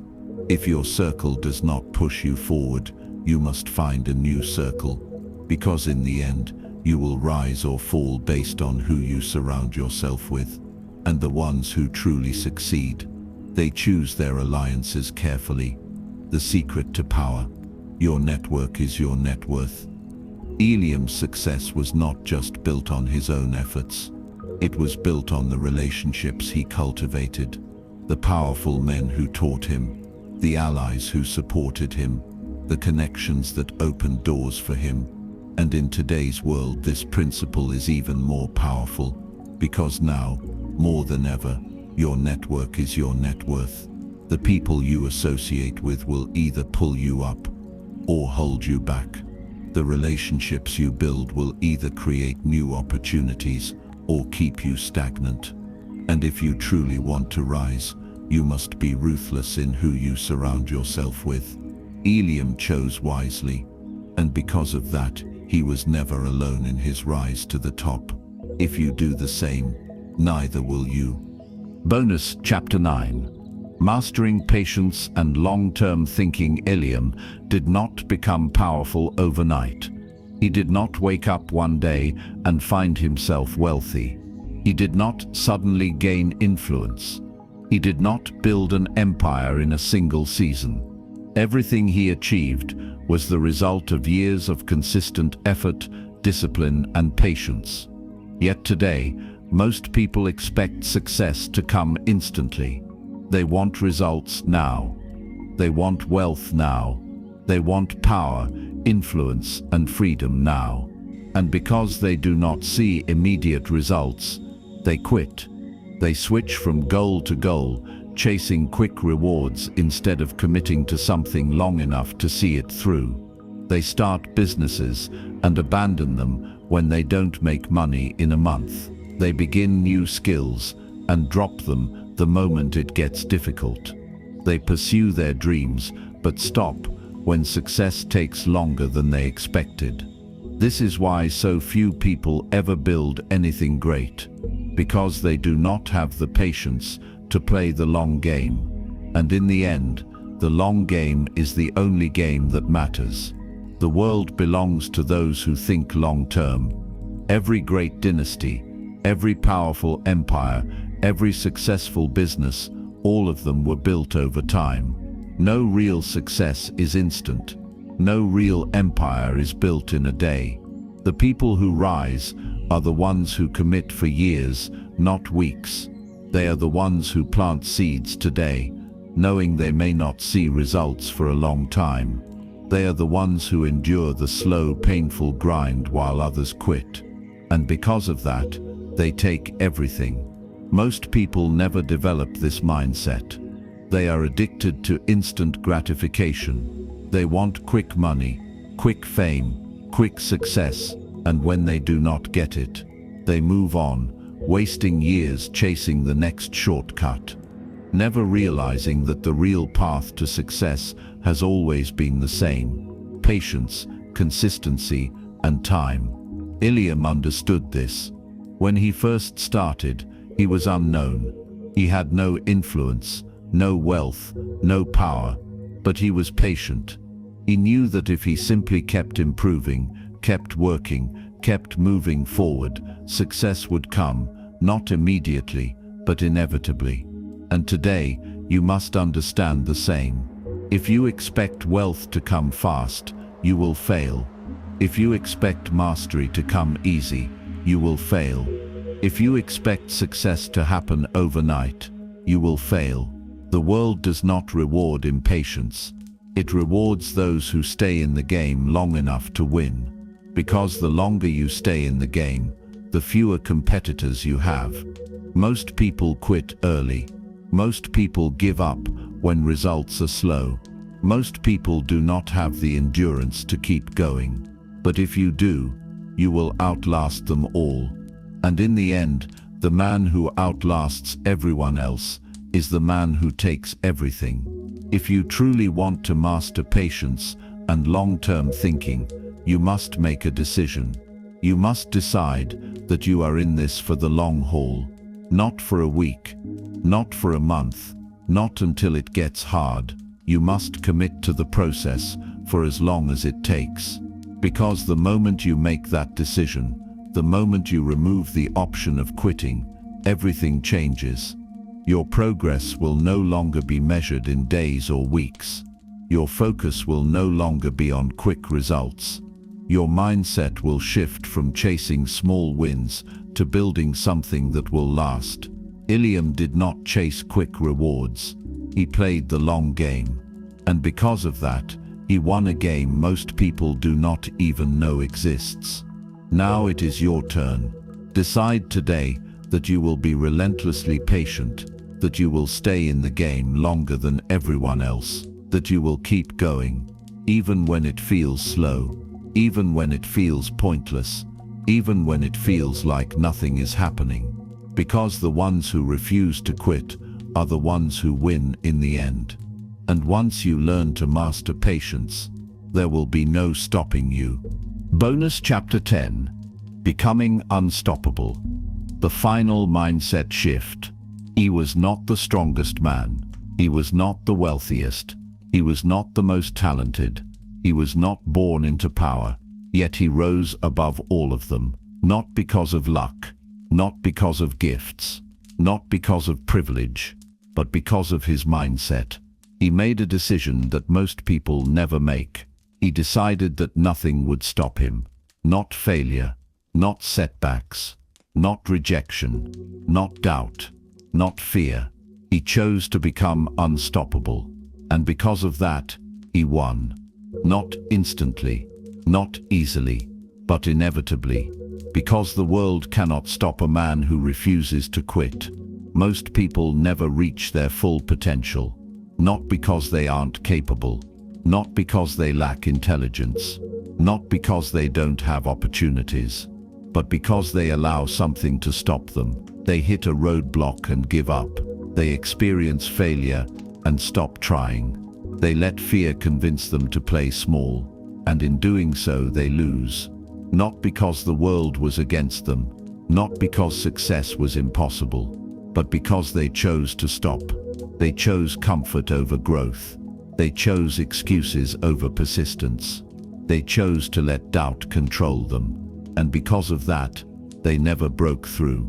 The final step to becoming unstoppable is simple. You must remove the option of quitting. You must decide that no matter what happens, no matter how hard it gets, no matter how many setbacks come, no matter how long it takes, you will not stop. This is not motivation. This is not inspiration. This is a commitment. A commitment to keep going when most people quit. A commitment to keep pushing forward even when you see no immediate results. A commitment to stay in the game until you win, no matter how long it takes. Eliam reached the highest levels of success because he did not see failure as an ending. He saw it as a step forward. He did not see obstacles as reasons to stop. He saw them as proof that he was on the right path. He did not let time discourage him. He knew that the longer he persisted, the closer he got to everything he wanted. And because of that, he took everything. Now you must make the same choice. The world is filled with weak men, men who make excuses, men who give up at the first sign of struggle, men who never reach their potential because they allow fear, doubt, and difficulty to stop them. But you are not weak, because if you were, you would not still be here. You would not still be listening. You would not still be learning. You would not still be preparing for something greater. You are different, and now it is time to prove it. No more waiting. No more wondering if success is possible for you. It is. If you want it, take it. Decide now that nothing will stop you. Decide now that you will keep going until you have everything you desire. Decide now that no matter what happens, you will never quit. Because once you make that decision, once you truly commit, you will become unstoppable. And once you become unstoppable, the world is yours. The end.